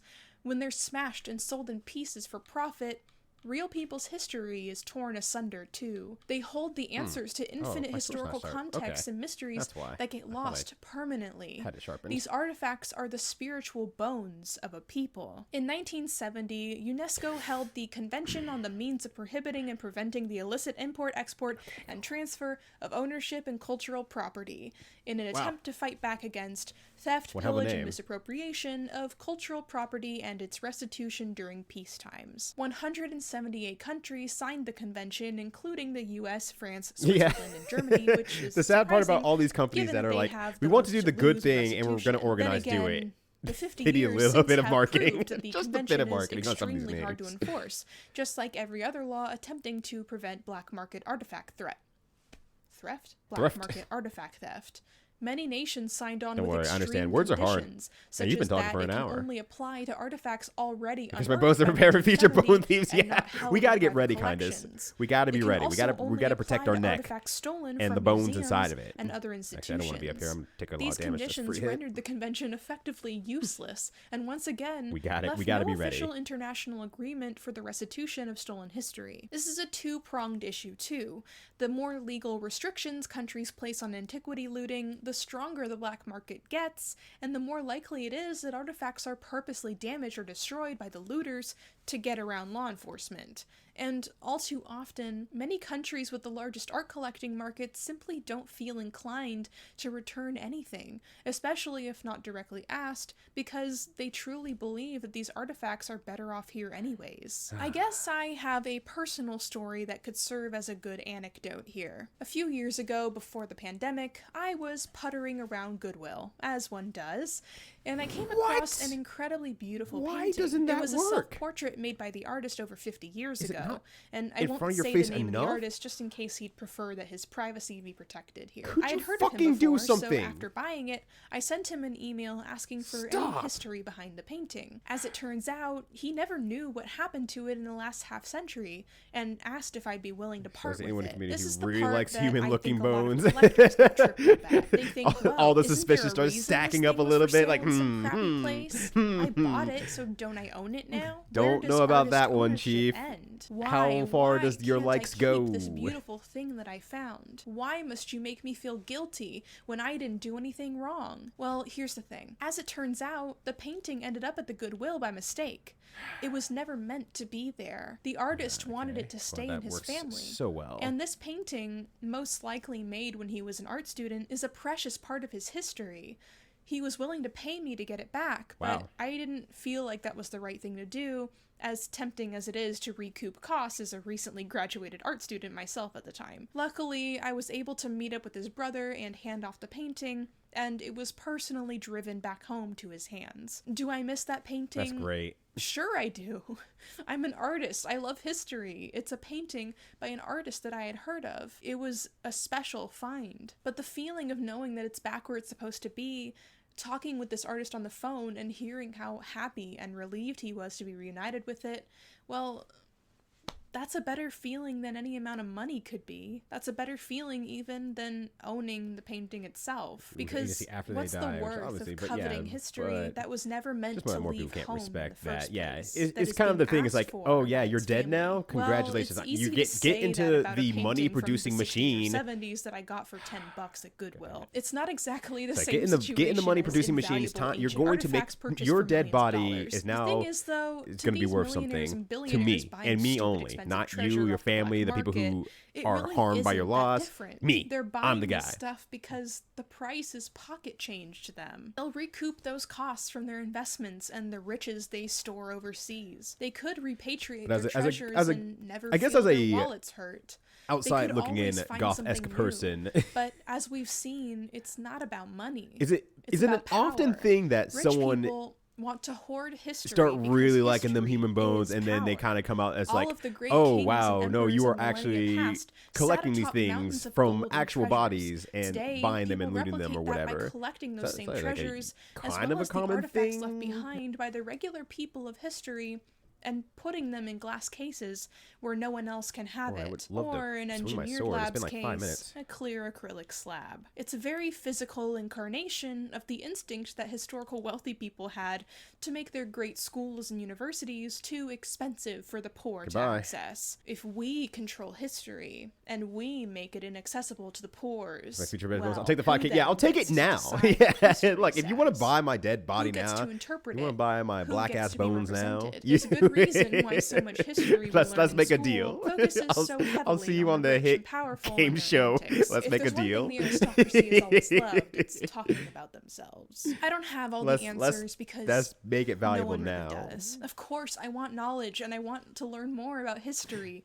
We all It's like, do. all right, It's well, we just have 500K upsetting in that this so suitcase often it here for comes your at such a dead high body, your dead cost, future and body, that so but often it comes do in you want to see what's partnership behind with door private number collectors who 2? drive Oh this shit, market. I Where hope it's there's not a demand, Zuck. people will always figure out Oh how to supply no, it, so I sold long my as people body with for money for are a willing to pay for knitted antiquities of dubious acquisition, donkey sweater someone will eating a always be willing to burrito. provide it. If this was an easy Dang. conundrum to solve, it would have been solved a long, long time ago. I wish I could end this video with like a strong call to sorry. action or a definitive I know we're all here solution, actually but talking about like unfortunately, the depravity so many of aspects of this issue selling someone's are intertwined or not gray selling, but areas, digging up bones issues of that bodies of the dead and absolutely disrespecting nobody them, and then I'm agrees out on. here disrespecting Problems that myself could be argued in multiple for a game directions show joke. forever and ever until we all lose our breath. I guess this is one of those situations where looking at the larger problem, it's so massive and convoluted that all I can do is scream, I'm angry, I'm frustrated, this sucks. But there's one thing that isn't complicated at all, and that's that stuff like these heritage museums are bullshit, and no business should be allegedly destroying artifacts so that they can sell more people an itty-bitty piece of history to put on their shelf and collect dust. Owning a thing just because it's some historically significant special object doesn't mean anything when it clearly means so little to you that you were willing to buy a tiny speck of it that the company allegedly smashed on purpose. It makes you no different from the private collectors who buy looted artifacts from poor countries. Maybe you're not the one who broke it or stole it, but the demand has to come from somewhere. Don't buy these fucking things. Don't be the reason they make more. There are better ways to collect something special, to hold history in your hands. I mean, shit, I'm lurking around antique stores all the time. Just, use your head.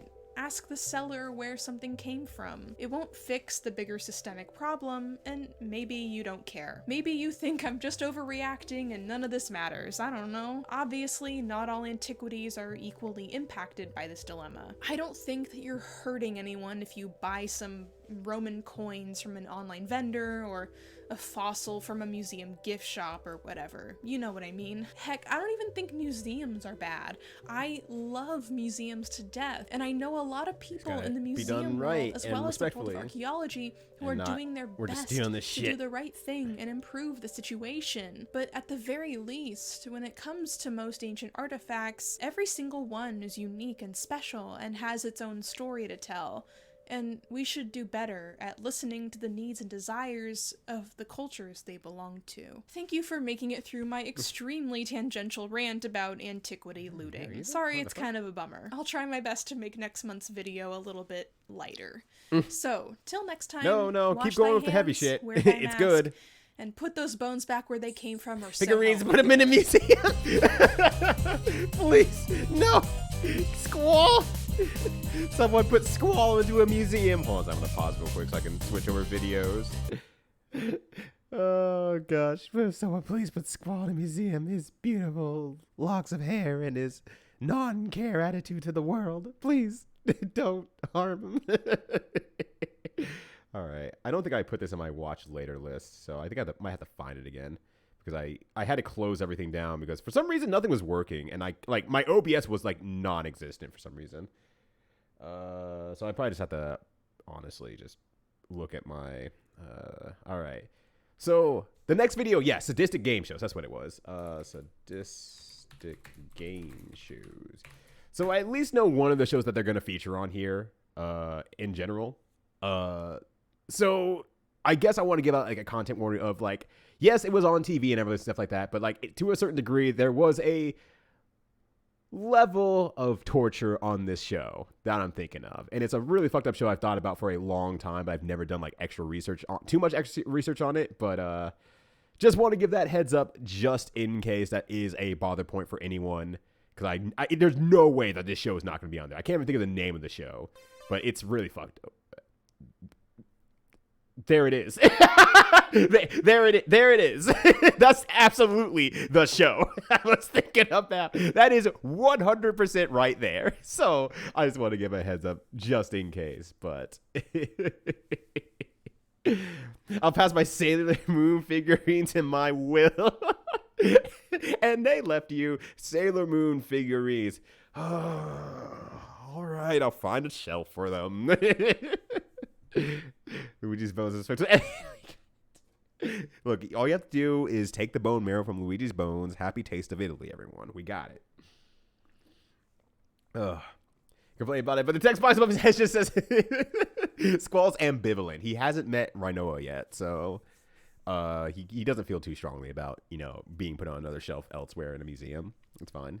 Jesus, Fred. Why would I want to join a bunch of amateurs? Come on. Well, okay. Yo. Good morning, fam. Happy leg day for me. For me, at the pause. For me.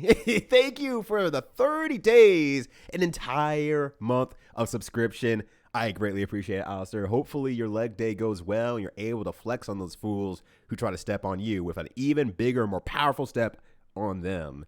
Thank you so much for the continued support, and hopefully you are having a good one. Yeah, so what's up, Boix? Good to see you. Good to see you. As a reminder, Boix and I playing Froth tomorrow at, I think, 10:30 Eastern. It's in my schedule. I'm just gonna look at it tomorrow. That's a tomorrow problem. I'm gonna wake up at like 5 a.m. again anyway, so whatever. I'll be awake. And then Boix is like, "You ready to play?" I'm like, yeah, it's fucking gamer. Because Boix is cool. Definitely get some love to Boix if you have not yet already done it. But yeah, just because it's on TV doesn't mean it can't be a lot. No, it's a lot. At least it's a lot for me to even think about it to still this day and be like, what the fuck was that show? What were they thinking? Why did they do this? I don't understand.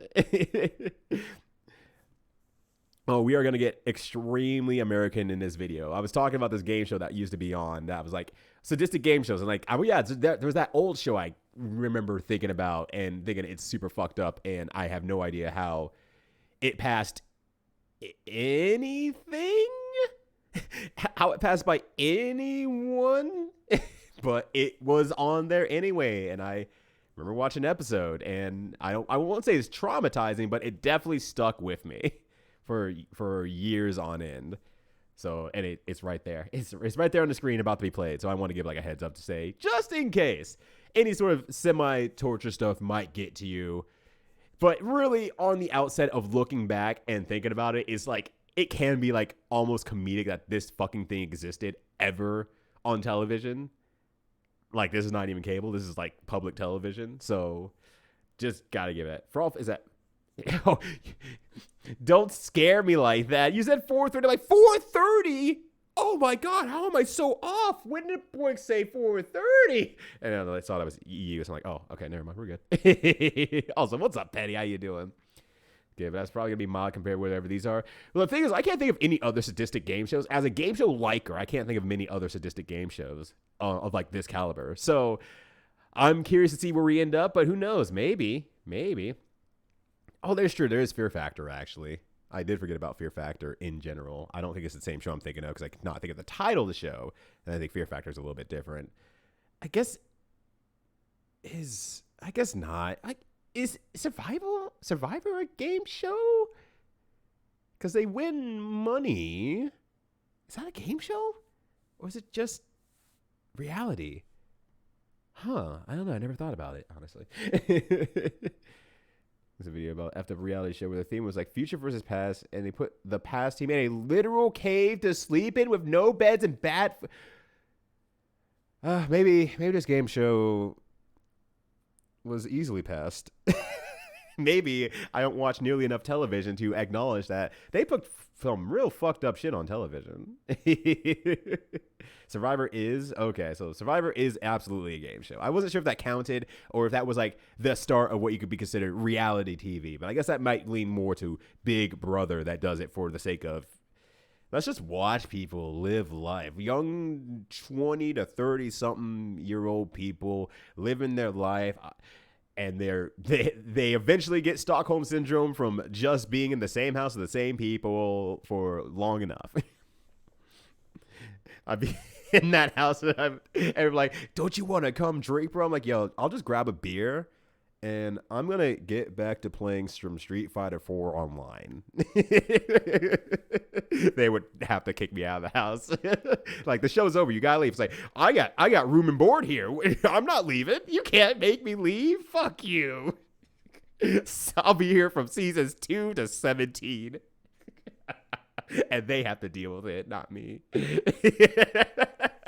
Big Brother's fucked up. I've never seen the show, but the general concept of Big Brother fucks me up so much. I'm like, I have zero interest in the show.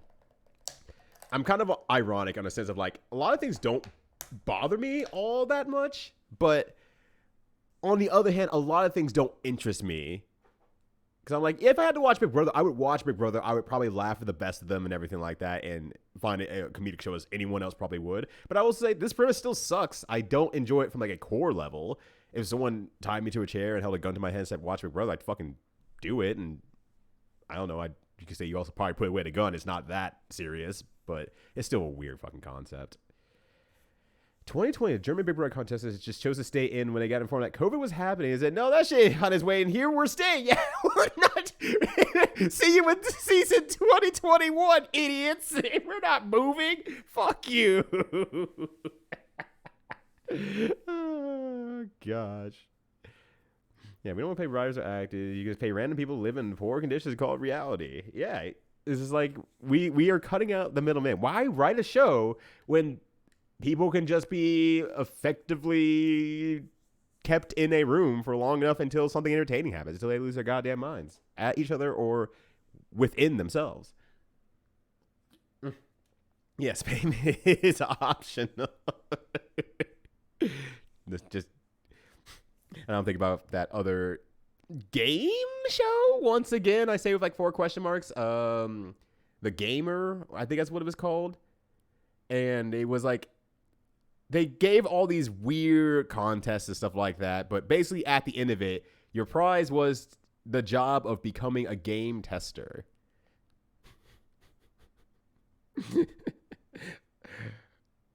Damn. It's just like, I just think back to that. I was like, damn. Damn. On God. I feel like I could do a little bit better. Just, I mean, I hate the resume cover letter game too.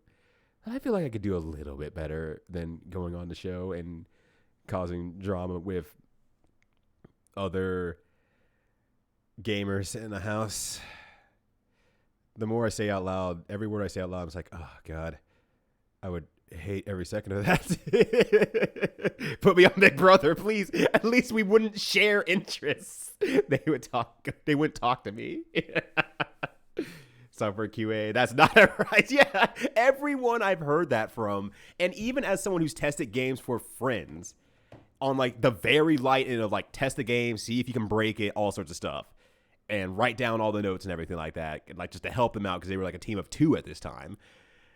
I mean, I enjoyed the game, but then after I had to run through it like for the 4th or 5th time because I kept breaking RPG elements, I was like, and mind you, they never actually ended up finishing the game, but the end product they actually came out with was actually pretty good for an RPG.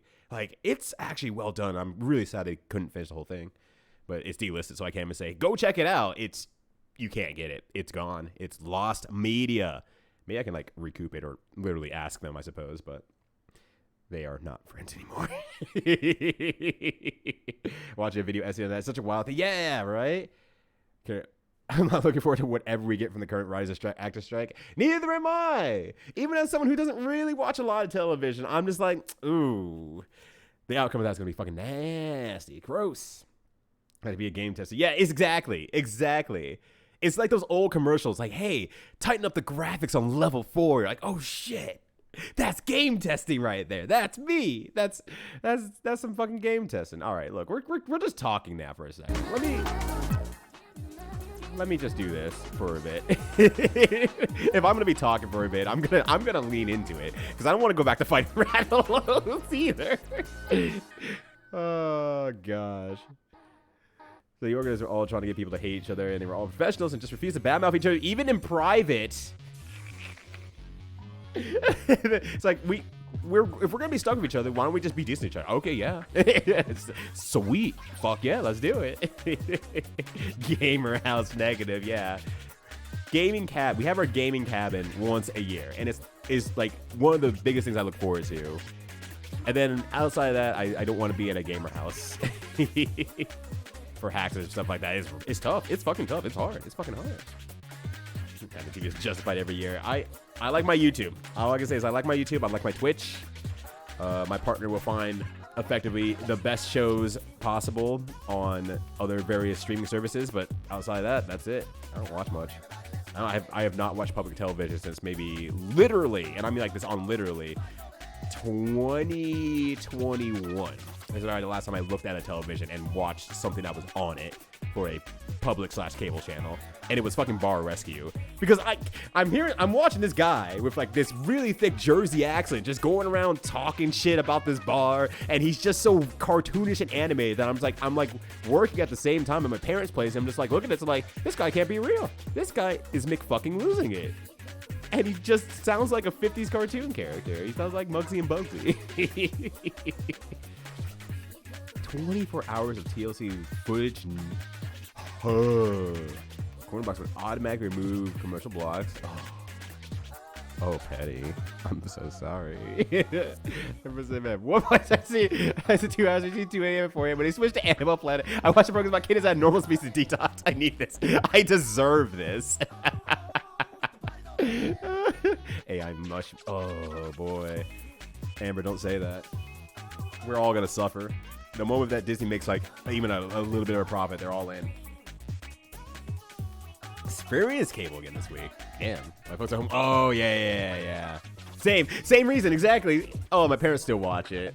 There's just no programming. It's just like, what if we just put Bar Rescue on for 7 hours? Well, I gotta work and I can't go anywhere because I'm visiting my parents and I don't have a car. So I stay home so they can look at it and go, at least my life isn't off and everybody else. That's my sister. I mean, outside of the white part. That's my sister. She watches so much of those shows and is like, man, they're all so fucked up. I'm like, yeah.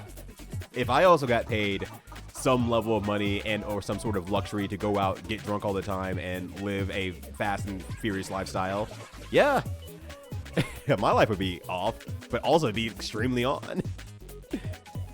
Incidental abuse is like 2000, so yeah. Yeah, exactly, Toro. Also, what's up, Toro? Good to see you. It's like the moment that we had the lockdowns and I didn't realize when the Super Bowl was, I realized how disconnected I was from television because like, I just don't have to care anymore. I don't have to fucking care anymore. That's great. I don't need to care about television anymore. Woohoo! Yo, HDTV's a big, like, bland Wando. Oh, hell yeah. But yeah, streaming shows, movies is part of the actors, right? Yeah. And that's the thing, I also barely watch movies, and I barely watch streaming shows. I'm just like YouTube and Twitch. If I realize that your Twitch streams start really going downhill, I'm like, oh no, you had a writer, and you were an actor. I can't believe it. Boyks was a writer, had a writer for his Twitch channel. No! Nah, Boyks is always consistently great, and 10 out of 10. That's why I'm streaming with him on Sunday. Oh, telly, hee. Just like retro car shows. Retro car shows are game show repeats. Yeah. Look, I like game shows too, I guess. I guess that's the big one. I like game shows still to this day. It's super good. My parents do. So I say at times, exactly. Parents just kind of chilling out there and doing their own thing. Like those in part to my stepdad. Hey, you can like, game shows are cool. Old cars are cool. 80s cheese wheels to cheese wedge to dance. All right, I have no idea what that is, but that fucking sounds like it rules. That sounds so good. That sounds like it whips hard. My laptop, I've got the Wi-Fi password. Play Final Fantasy 14 when we weren't doing stuff together. Just big chill with the parents. Like, hey, I'm in your house. I'm chilling. This is the new age of chilling. This is how we hang out nowadays. We're moving to this plan. Twitch is my TV now. Exactly. It works super well. 30th rewatch of Downtown Abbey. Holy shit. I mean, I'm not like I'm arguing anything like that. Like, you know, I'm out here playing my 4th run through of Dicey Dungeons just because I like the music that much. But it's kind of interesting to see those parallels, I guess, is the big thing. It's interesting to see those parallels. Like, here's a comfort thing. I just want to experience it again. It has value to me, and it fucking rules. Gave a Celebrity Apprentice. Was it? Right. The Apprentice. That was a show. That was a show that back in high school, our teacher made us watch and study up on it. And I mean, mind you, at the time, it was a fine idea. Because, you know, school doesn't teach you anything about professionalism. And so that was like the closest thing that they could get is to like, here's some homework you can do outside of class that you'll do consistently because it's television. And you can actually write down a little bit of the notes of some of the stuff that they're talking about from a business perspective. But also, now thinking back to it, it's like, wow, that was The Apprentice, huh? Gotta want to cry. Oh, gosh. Thought you were much young so you could play my oldest brother. I mean, that fucking rules. That rules. This is real popular. Let me open this up in a new window real quick here so I can see it. Okay, that style. Yes. Okay. I'm glad it has Andy's name on it, though. Andy AML over there. Because Andy's number 1. All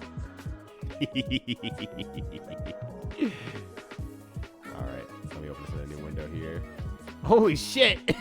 That one. Okay, that one's like a Tom and Jerry cheese wedge in there. Holy, my God, that thing is. I love it.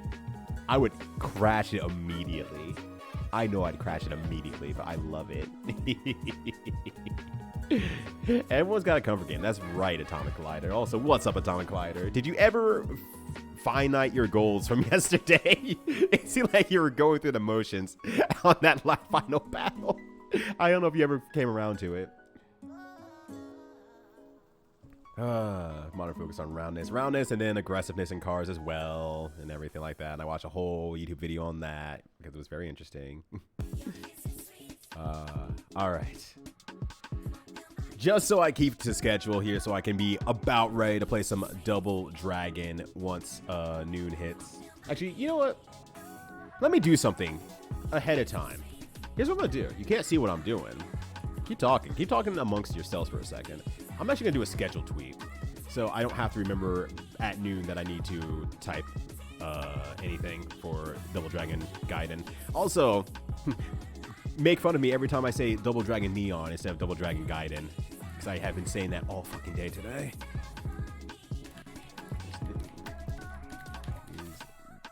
Double Dragon Gaiden is starting soon on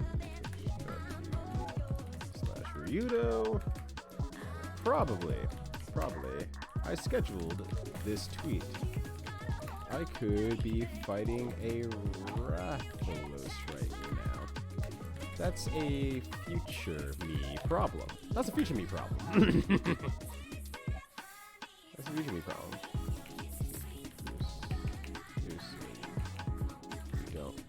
This out. Nonetheless. Alright. Now I'm gonna go schedule that tweet, or actually I'm gonna grab some art. I gotta do this right. And then look at me being responsible for my first sponsored stream. I'm out here being super responsible. Steam banner for the video game Double Dragon Gaiden. Alright, there we go. And then I can schedule that for today. And then we'll finish this stupid fight with the Rathalos, hopefully. Oh. It's not going terribly, but it's not going as great as I wish it was, honestly. Alright, there we go. PM. Alright. Confirm. Schedule. Alright. Good job, me. I'm being responsible. Says person who should have done it probably before. Alright. Oh, I almost started the game. Without actually starting the video. I mean, not that I wouldn't have listened to that on repeat for like 500 more times, but... Alright, here we go. Sadistic game shows. Let's learn about sadistic game shows.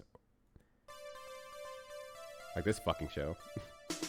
From January to March of 2002, players were strapped into a chair while tennis legend John McEnroe asked them questions and increasing difficulty. All the while, they would be bombarded with trials, designed to scare them and raise their heart Okay, I don't know what rates. this one is, though. Live alligators, a nest of bees, boa constrictors, jets of fire, you name it. If their heart rate rose above a certain level, their winnings would be penalized for every second that they were in violation. That was the basis for the whole show. What the fuck? It was rushed into production early that year, often with the filming of episodes being done on into the middle of the night. What the fuck? In order to compete with Fox's upcoming game show, The Chamber. Okay, that's which found totally... contestants picking one of two chambers labeled yeah, because it was hot or cold. This hot shit's started stupid. at 110 degrees Fahrenheit and would gradually climb to 150 degrees, while cold would begin at 30 degrees and fall to -20. Players would be asked questions, and with each correct answer, their prize pool would go higher, but their chosen chamber would become more extreme. If they could weather the storm, their money would increase. Additional challenges would be thrown their way as the game progressed. While in the cold chamber, water would be sprayed on competitors and ice can be seen visibly clinging to their skin.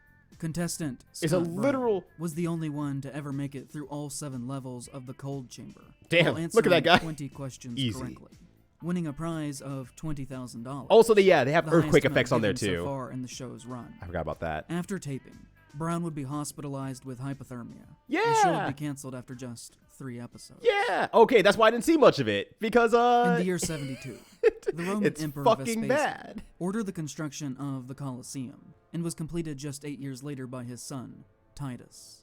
It was Yeah, in fuck this that place shit. Where, over the Even next in 4 90s money. centuries, it is estimated that roughly 400,000 people lost their lives in mutual combat, animal fights, chariot races, and naval battles, all done in front of thousands of cheering Romans. 2,000 of those deaths happened in just the first 100 days alone, during its 3-month marathon commencement of games. Vespasian had inherited a fractured Rome. After the suicide damn it, of Nero Voix. in June of 68, he had been succeeded by Galba, who ruled until his assassination in January the next year, who was succeeded by Otho, who took his own life just 3 months later, in which Vitellius then took the throne, but in December of that year, abdicated and was executed by Vespasian's men, who found himself the 5th emperor of a divided nation in a span of just over a year. Jeez. The term bread and circuses comes from this era. It Does is the a pretty yeah, true. self-explanatory idea. Answer the that comes questions from or the you time fucking of the die. grain dole in Rome, where grains and Wow, that bread did a lot of were damage. subsidized to all citizens in a time of political turmoil, where the structure of the empire was changing from its days as a republic. Penned by the poet, Juvenal, as a criticism of a cultural problem he saw, of a people who no longer connected yeah, in nothing I spirit could do with there. their history, their duty to being involved in the political process, abandoning their rights in exchange for an easier life, filled with entertainment, distractions, and a full belly. It's An legal. You erosion signed the of civic rape duty rate. in Shrike. favor of sadistic pleasures, watching the downfall It's legal. of We can do this to you. those who happen to be in less Legally, we fortunate can. situations What's up, Shrike? How than you they doing? were. But yeah, The phrase was literally coined when 20K he for wrote, fucking torture. already Literal long ago, torture. From when we sold our vote to no man, the people have abdicated our duties. Not like For the people who realistic once upon a torture, like time handed I out guess military Survivor command, question high mark. civil office, Is legions, everything. It's now retrains just itself. And here's a anxiously torture hopes for chamber just 2 that we things: don't even put into like war bread criminals into. and circuses. Glad here, no packet. During the Great Depression of the Stop it. 1930s, Stop it. a dance marathon craze swept the country to Oh entertain the wait, yeah. masses, Why are there no captions on many this? of Good which had call. recently Hold on a sec. Why did the captions turn off? They were on the whole last video. This one is just like, nah, not today. All right. Sorry about that. Let's time call it handed out. Appreciate military it. command, high civil office, legions, everything, now retrains itself and anxiously hopes for just 2 things: bread and circuses. During the Great Moment of Depression of the Truth. 1930s, I've heard of Moment a of dance Truth. I don't think I've marathon seen craze it. swept the country to entertain the masses, many of which had recently found themselves freshly out of work, bitter, with nothing of substance to occupy their time with. And so, day after day, night after night, audiences would return to see if their favorite couples were still on the dance floor. The rules were simple. Couples had to be dancing on their feet 45 minutes out of every hour, 24 hours a day. The last couple left dancing took home the prize, which was usually around $1,000. During their 15-minute rests, the dancers would be so tired that they would, from exhaustion, immediately fall into a deep sleep, and would often rely on each other in alliances to use smelling salts to make sure they were all awake in time to rejoin the dance. Oh my God, just jump over The to beds radio. were frequently displayed in an area where the audiences could see, and the humor of watching these tired people try to wake up after just 15 minutes of sleep was considered a part of the appeal. In some instances, the crowd would start cheering as loud as they could during the 15-minute break to ensure that the couples could not get any sleep. As the decade went on, these dances crying became on the more and inside more of a right sadistic now. spectacle for the crowds. Throughout the day, foot races around the dance became a common added element Foot that could be races. demanded at any time. Sometimes dog collars were placed on the men to be paraded for the audience. Wow. Contest judges would often walk the dance floor with sticks or rulers, and would whip the legs of any dancer who did not have sufficient pep to their movements. All acts of human behavior would have to be done while I mean, there's dancing, a lot of studies about shaving, like how bathing, humans act against using other the humans bathroom, when it even writing comes letters to torturing. and occasionally sex would happen in full public view to a paying audience who were allowed to watch for 24 hours a day. For a door fee of just 25 cents, you could stay as long as you would like in these large tents or gymnasiums to watch agonized couples boogie for a chance at the prize that was slowly being paid for 1 quarter at a time. A great deal of contestants were not even interested in winning the prize money, or knew that they were too old or too out of shape to have an actual real shot at winning, but entered the contest because it guaranteed them a shelter to sleep and several hot meals throughout the day, so long as they could keep up the dance. These would go on at least weeks at a time. It was not unusual for them to last for months. One marathon in Boston began in December of 1931 and did not end until June the following year. Callum de Villiers would take home the prize money, which he danced 7 consecutive months for. He would win just $1,000, which would be less than $20,000 today. Humans pretty fucked up. When Yeah, he died, humans his tombstone read, pretty bad. World champion marathon dancer, 3,780 continuous hours. Many people died from fatigue on the dance floor. Impressed, but a great that's deal fucked more up. would take their own lives after being eliminated. At a certain point in these competitions, psychosis was almost a guarantee. Author Horace McCoy worked in this time as a bouncer at these 1,000-hour dance marathons, and would use this experience to write one of the most seminal novels of the Great Depression, They Shoot Horses, Don't They?, which was adapted into a film of the same name starring Jane Fonda in 1969, which I believe was probably the first game show gone wrong type of film, or at least should be seen as an early prototype of that kind of idea. This is about as close to a work of horror a period drama can get, without fully crossing over into genre territories, and is extremely uncomfortable to sit through. It is a fairly straightforward presentation of these types of curious to see this kind of horror-esque the movie. corruption behind the people leading it, the cruelty, the unrelenting nature, even That seems like a death on the very, dance very floor. powerful movie. Holy the film shit! just Like goes on and on as we voyeuristically watch as these people go about their lives for weeks on end, as they sleep, shower, exist in this prison of economic circumstance. Don't Our make that couple joke. who Don't we make follow, that. Don't make Gloria that and joke. Robert only Teasy's quit gonna after break. learning near the end of the competition Or Susie's gonna break. that the cost of food and board are going to be deducted from the prize money if they should win. Wow. And that the last standing couple will take home almost nothing when it is all said and done. Outside the dance hall, they talk about how they feel nothing anymore, about how life is meaningless to them, about how this experience has changed them in irreparable ways that can never be undone. Gloria hands Robert the pistol that she keeps in her bag and asks him to do what she cannot. The dance continues, at that point reaching 1,491 hours and counting. Wow. But today, I primarily want to look at one film that took the central idea of They Shoot Horses, Don't They?, and updated it to codify what this subgenre would look like through the lens I saw of the corner of my new eye for a second. I national thought it was Running Man broadcast for a second. I'm like, technologies. God damn it! In my Can't all come back eyes, to it is Running one Man. of the best films to ever tackle this kind of subject. 1975's Rollerball, which to me Boys is one of coming the in. most unsung genre films of this period, that is still relevant to this day. The highly successful Rollerdrome from earlier this year. Oh yeah, is I want to play essentially that a game video too. game I adaptation actually want to of play the that film. game. And if it had not existed, then I would argue that other countless works like Twisted Metal, Hunger Games, Battle Royale, and Squid Game would have similarly never been created, or at the very least, I'd would argue have that. I been think that'd be quite fair. different. And while other smaller films did exist before this one, such as the German I need to made-for-television actually watch game Squid show Game. thriller, I'm not The gonna Game lie, of I've not seen Millions, Rollerball really got the ball rolling here. I'm sorry. No, you're Set fine. in the far future of 2018, in a time that has ceased to have functioning governments, it depicts a proto-Gibson-esque world where countries do not matter. There are still cities, there are still national anthems, and places that once had the names of countries like America or Japan. But these things are now meaningless. Ideas of an old world. Governments, while technically existing, hold no Robot tangible docs. power. Oh, and man, there there's are a now lot of these only apparently 6 I've just never even knew megacorporations. existed. They work together to control 6 every of them. aspect of everyday life. Yeah, that sounds Their right. domains are energy, food, transportation, communications, housing, Google and Glass! luxury items. And by working together, they have created a public mindset that this was done for the good, that together they have all built a better world, that there is no hunger anymore like there used to be, no homelessness, no poverty, no sickness, no wars, and all You that were it saying costs experience, was yeah. personal freedom. No, those and be the more concept quotes of the around that individual. for All that experience. is ever And WB expected is to Superstar. follow the company's You can talk directives about WB without Superstar. question, I have no idea because what the it is. decisions are always supposedly made for the benefit of everyone. And if these orders are followed, then well-behaved citizens receive credits on their privilege card, which can be exchanged through the luxury corporation for many types of goods. The general population is medicated to the point of unquestioning obedience, but still, something is needed within their lives, something that is lacking, and that void is filled with Rollerball, a ruthless game of gasoline, violence, adrenaline, speed, sweat, blood, often death. Spiked gloves punch warriors to the ground, motorbikes propel skaters faster and faster, all in the attempt of getting a metal ball into the goal. A nightmare reflection of the future of the world of televised sports.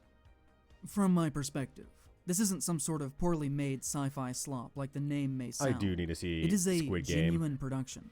Is it silly at times? But some of the responses I Sure. saw to Squid Game was like, But there's a real, genuine earnestness. you to missed the point, It huh? is hard to find in movies like the fact that Squid this. Game 2 The exists because it 2002 did so well. It's like, remake is probably more in line with what you would mentally expect from a movie like this.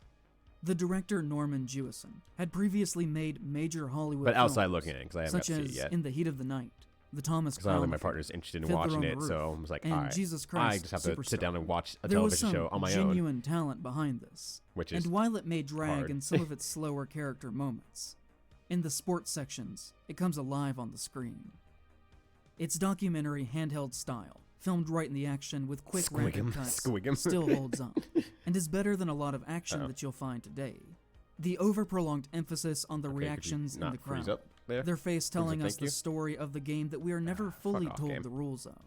They carry these scenes as Game. the connecting tissue that binds it together. In the midst of the action, the quick shots back to the most slug-looking corporate investors they could cast.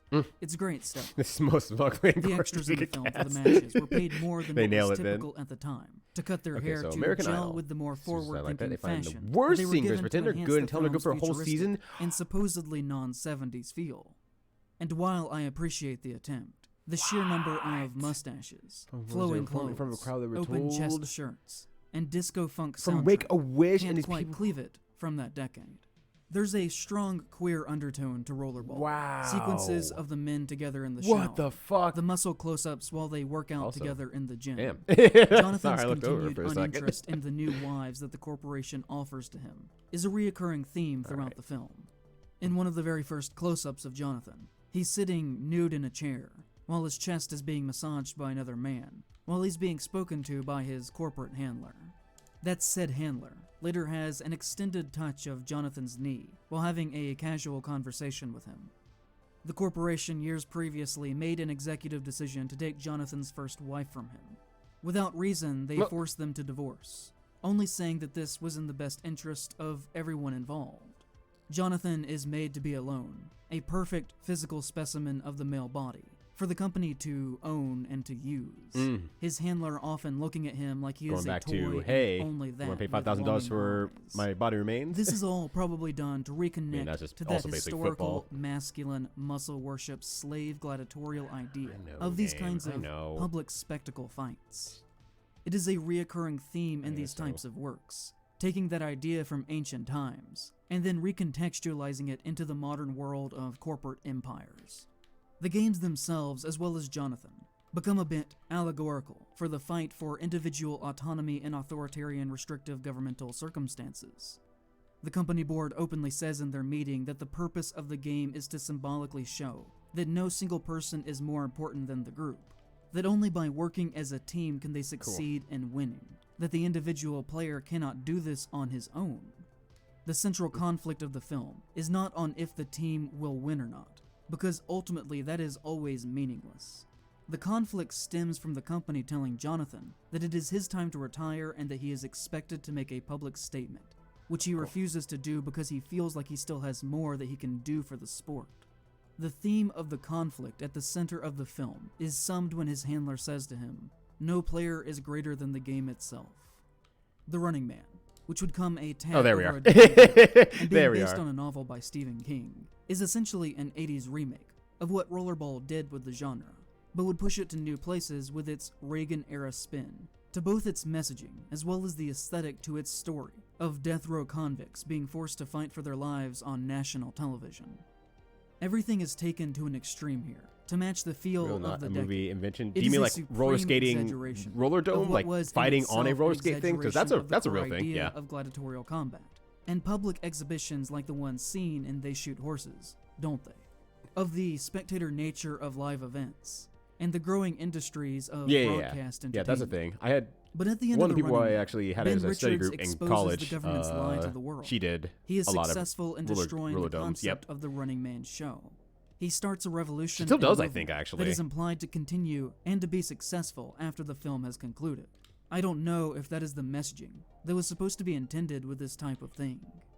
Soon after that, we saw the release of the small drive-in knockoff film Death Row Game Show, which is essentially just a spin on the same idea, where those who are on death row can compete in televised games to try and save their skins. And in the years since then, there have certainly been more examples of similar types of films. But to me, by and large, they all sort of miss the point. Jonathan in Rollerball defies the company when they try to forcefully retire him. And as a response, they change the rules it's still and around. encourage the opposing team That's at the what control. championship game to kill their competition in the match. It soon turns into an all-out. Oh, and also the gladiatorial roller dome battle, where in the end, show. only Yeah, the Jonathan actual makes it out show alive, itself with the was a final thing. scene showcasing him taking a victory lap around the stadium as fans cheer his name over and over again. But what victory is there to celebrate here, really? Jonathan skates around the corpses of his teammates and best friends, while the audience cheers. Has he really won anything? The point of Rollerball, that all other films like this would ultimately miss, is that there's no winning in a situation like that. You won't overthrow the authoritarian government. You won't beat the corporation at their own game. The worst you can do is spit in their face before they kill you and bury your memory forever. This isn't a cheerful ending, it's a Tiananmen Square. At the time, the film was reviewed poorly for this very reason, for its pessimism, with many contemporaries saying that it was too grim, too self-serious, overbearing. Goes back to, Jonathan Rosenbaum even described the film as a classic video about the gay demonstration cowboy of movies and how the several protagonist should million have dollars a can be happy ending. unenjoyably wasted. The director, Norman Jewison, said Like, the no, following during an tell the on-set story. interview during the production Maybe of that's the why they film queer on coded why it, he felt actually. I'm compelled wondering to if that's make actually, this. now going back I to that think last Rollerball is a video, warning that possibly they added a little bit in more 10 queer or coding in 15 there for the years, sake of just 20 saying, oh, now we can end it game on like a this bad indeed will note. exist, and we will indeed be at the hands Because of let's the, say, I mean, I know a that, at this corporate point, because they were saying society. it's 80s, right? I'm So making the, this film because it is whatchamacallit, about an had turned aspect off of society already. that exists today in America. Sorry, my brain's and just like in focused many on killing other this rat countries, as soon as possible. in which hopefully. it seems to me that the audience is demanding more and more excitement, more blood, more speed, more danger. The Hays Code, thank you. I also know that there are certain sports that come to be out of gladiatorial combat. This is a gladiatorial sport. I think that's what this is all about, and what people want from each other and demand from each other. You know, horror is often unfairly accused of being reactionary.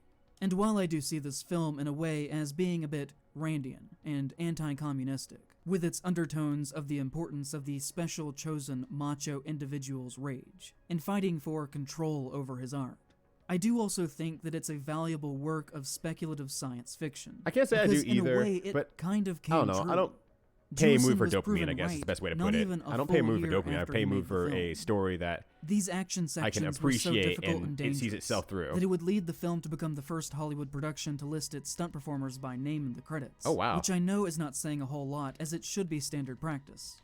But still.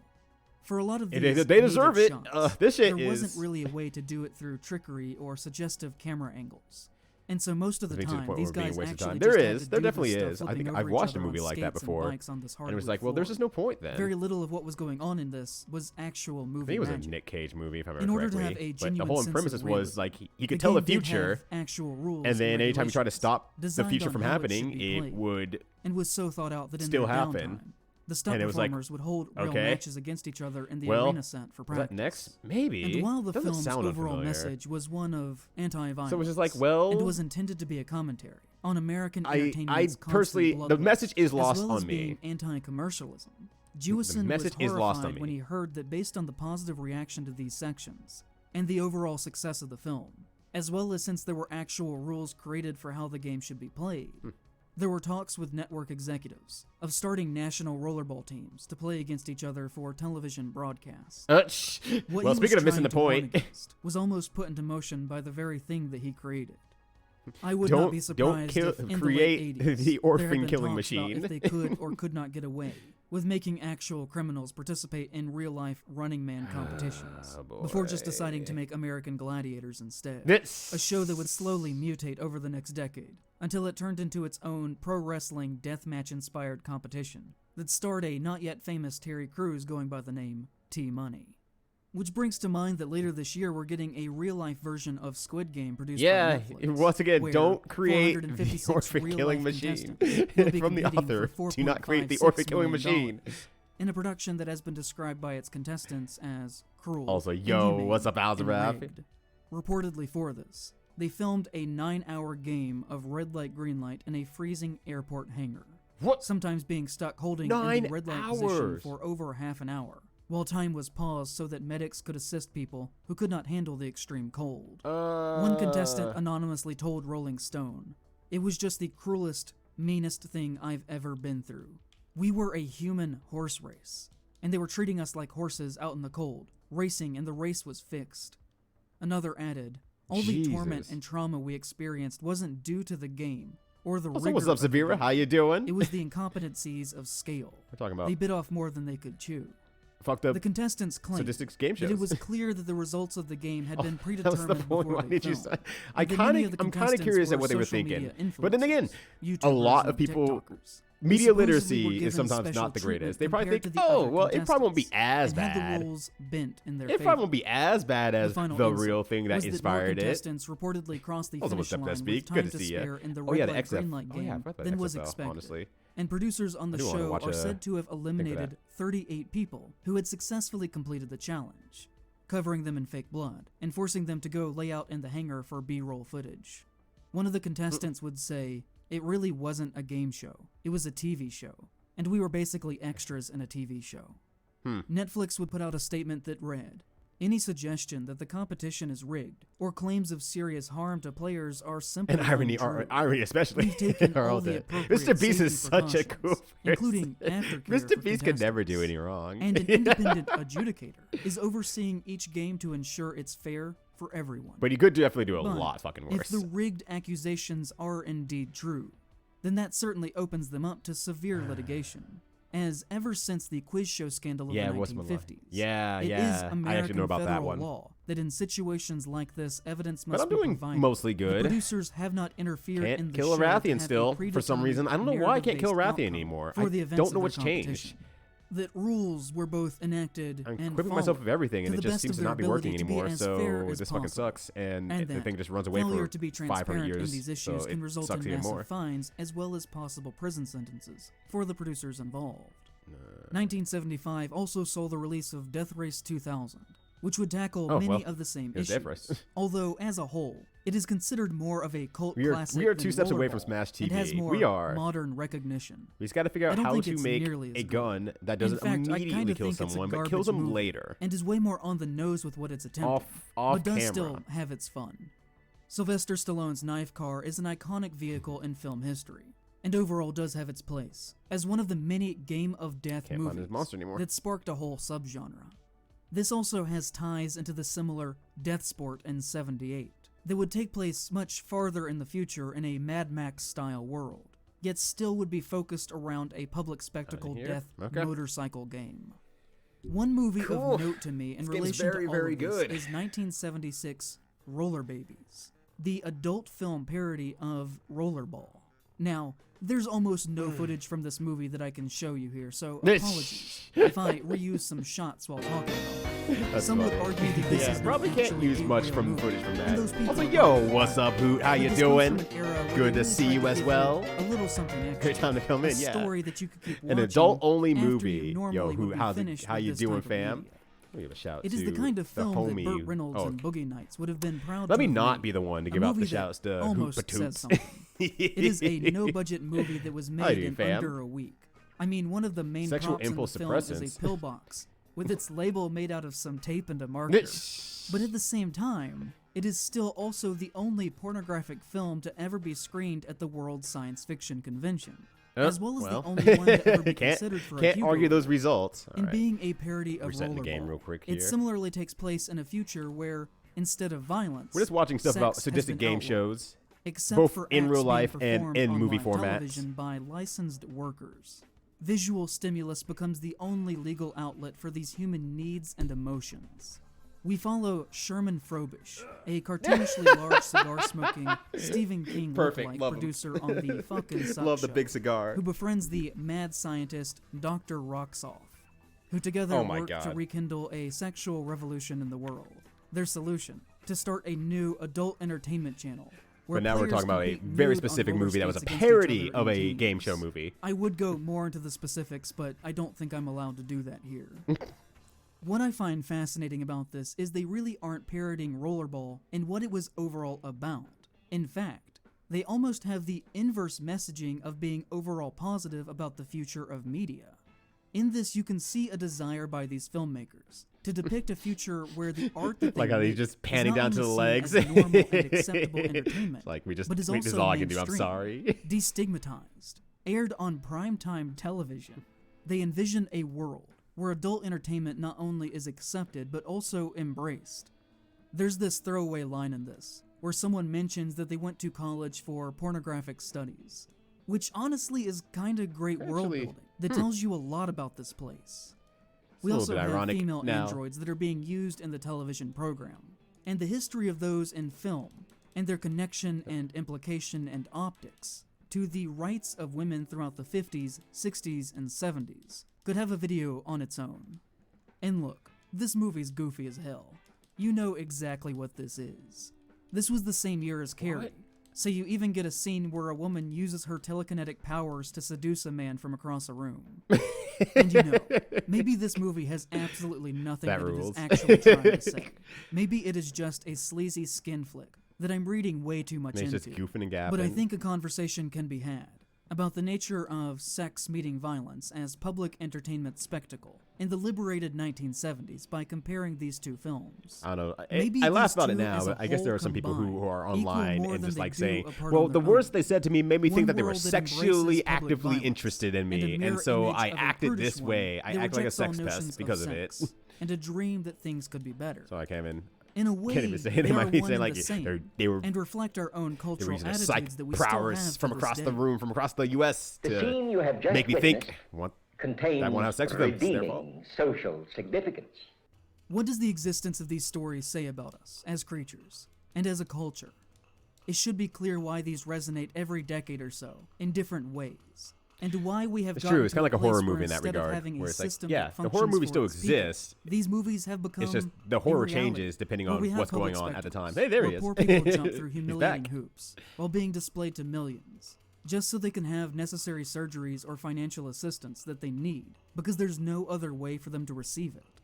And I know I don't actually have to say this because it should be clear, but it does help to repeat that these things are not being done for the charity or altruistic goodwill of doing so. They wouldn't be filmed and broadcast online if that was the case, and are instead being performed publicly to raise the presence, finances, and general societal attitudes of the billionaires funding them. Mm. There's no substantial difference between Rocky, the MC leading the marathon of They Shoot Horses, Don't They? And Mr. Beast. Mr. Beast is so Both cool. men fill the same function. They are leeches that spin so desperation cool. and misery into gold.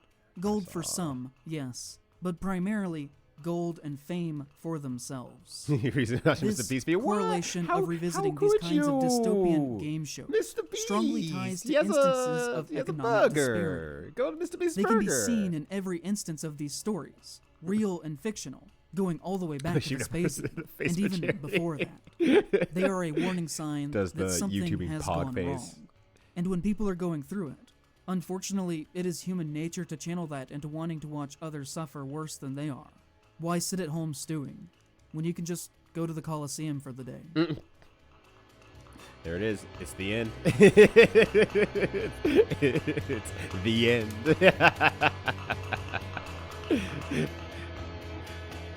That movie seems hilarious, but all the other movies they mentioned here that I have not seen before seems really legitimately like hella good. Honestly, it seems hella good. I'm gonna turn this back on for a bit here while I finish up this last quest of just gathering more items here.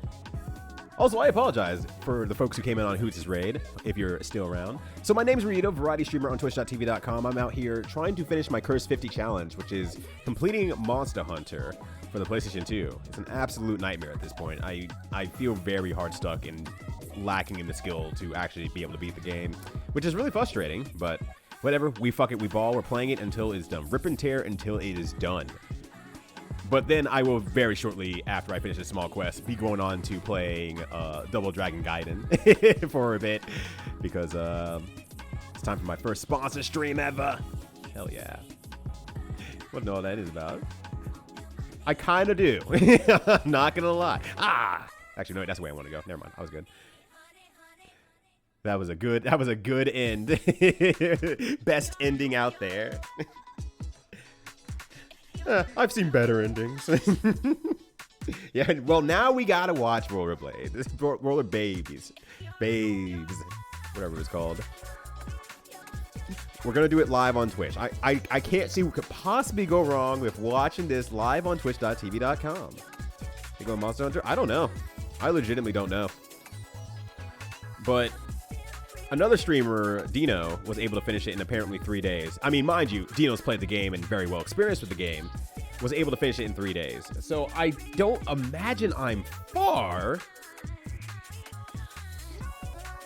But I also don't. I'm still stuck. The thing is, I'm still fucking stuck. I need better equipment, items, and stuff like that, but I can't get the parts and pieces for it.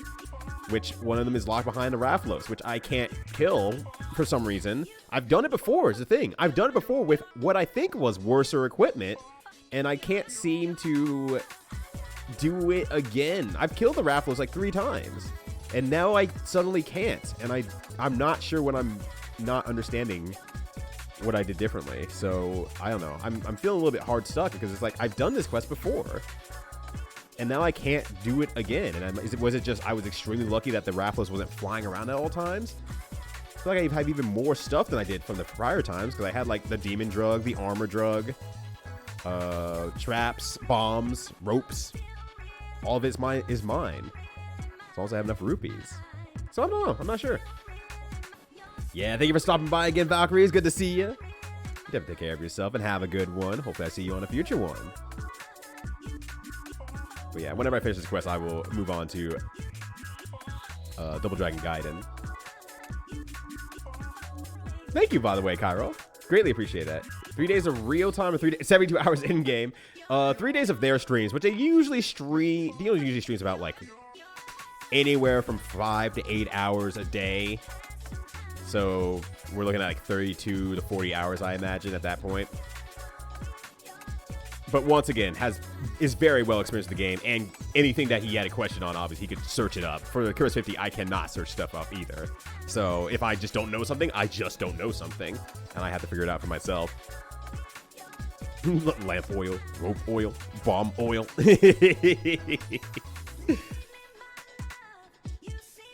Oh, gosh. Maybe there's a dog somewhere in Roller Babes. And you and Ilian can watch it. I would love to see Ilian's take on the movie. Ilian might not want to see Ilian's take on the movie. Yo, what's up, Spyro? How you doing? Hello to you. Happy Saturday to you. Hopefully you're having a good one. Just gonna finish out this quest here before I jam out on some Double Dragon Gaiden. Since I failed to kill the Raphlos, and we wanted to finish our last video we were watching before we got going on that. So I'm like, let's just do a smaller quest, do some gathering of materials, because I'm going to need it at some point in the future anyway. So I might as well just do that real quickly here before we get that game started. And it shouldn't take me too long to get it set up, actually, because it's just like, I actually pre-set it up before I got streaming, so it shouldn't take too much effort to just basically turn the game on. So what's going on with you? What's going on with y'all? I know some folks kind of rolled in somewhat recently here. How are y'all doing? I know between like Who's, Alzaraf, Spyro, everyone L2 rolled in. I think Strike also rolled in along that later end as well. Hopefully you're all having a good one. The weekend is treating you well. Yeah, much love to y'all. I know it's been all Monster Hunter all the time here, and yet people still roll in to watch some cool videos with me and hang out, and I do greatly appreciate that. This game is getting long in the tooth, and I want it done probably as much as some other people out there who also want the game to be finally done.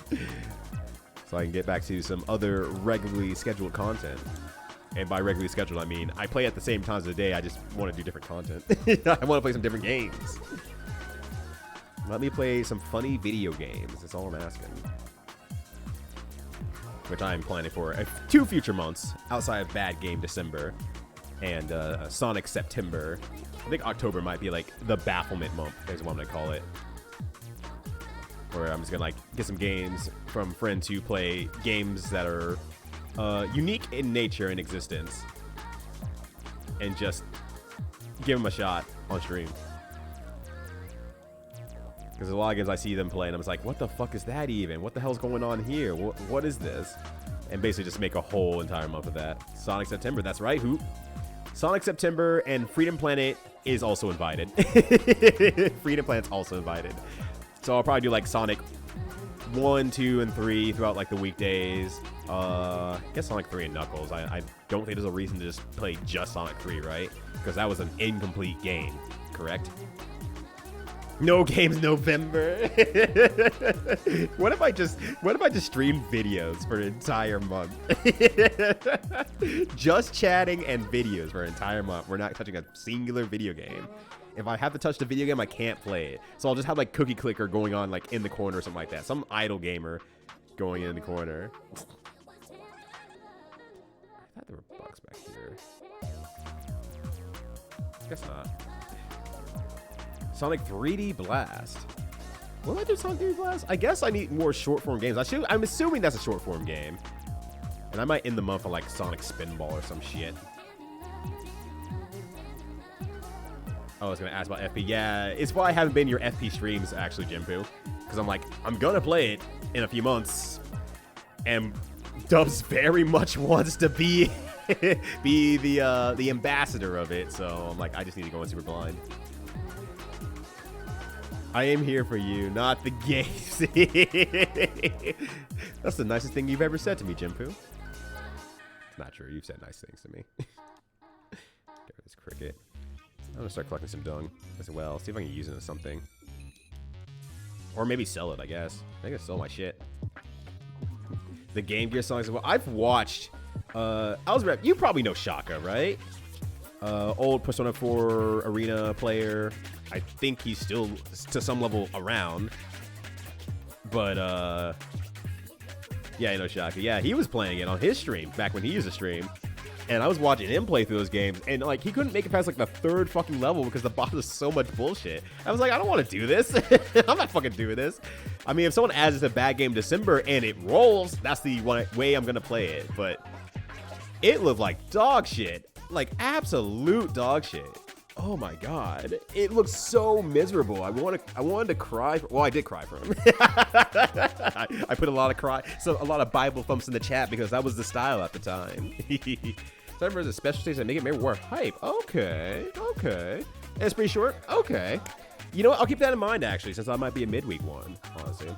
SBRT screen, the only thing I could think of was, at least it's not just me who can't drive this. I'm so ass at driving in that game. I'm so bad at kart racers in general. I got really good at the Nintendo Wii Mario Kart, and that's where it all ended. It all stopped right there. I immediately took my foot off the gas and said, you know what? I think I retire from driving. And you're like, oh, you mean end this game? No. I think I'm just going to forget I ever knew how to drive a kart. Ever. Yo, what's up, Robin? How you doing? Happy Saturday to you. I hope you're having a good one. It's good to see ya. How's the weekend treating you? I did commit to playing Freedom Planet. I have long committed to playing Freedom Planet for a while, actually. I mean, you know, outside of the influences of Dr. Dubs, I've known about the OST for a long time, and I've always wanted to play it as well. But Dubs has accelerated that, and now I have an excuse of a month to put it all together. I said nicer things. You probably have. I can't point them out right now, but you probably have. What was it that you said, Jim Fu? What was that thing you said that one time? Generation X are the tsundere of the tsundere generation or something like that. That's why I can't get anything nice out of you. Okay, I don't need to quit my game, but I just want to do a quick save state here before I switch on over, which shouldn't take too long to switch on over, honestly. But let me just do a save state here for worst case scenario. I just need to commit a long day for this game again and just grind super fucking hard on it and just try to get out of the way. But that's a tomorrow problem. You gotta throw knights in there. Gotta throw knights in there. I have no idea how I'm gonna get knights into there. How do I have an excuse for knights? Knights November. That's next one. All right. Let's do a quick switcheroony here because it's gonna take me so long to get this going. And by so long to get it going, I mean like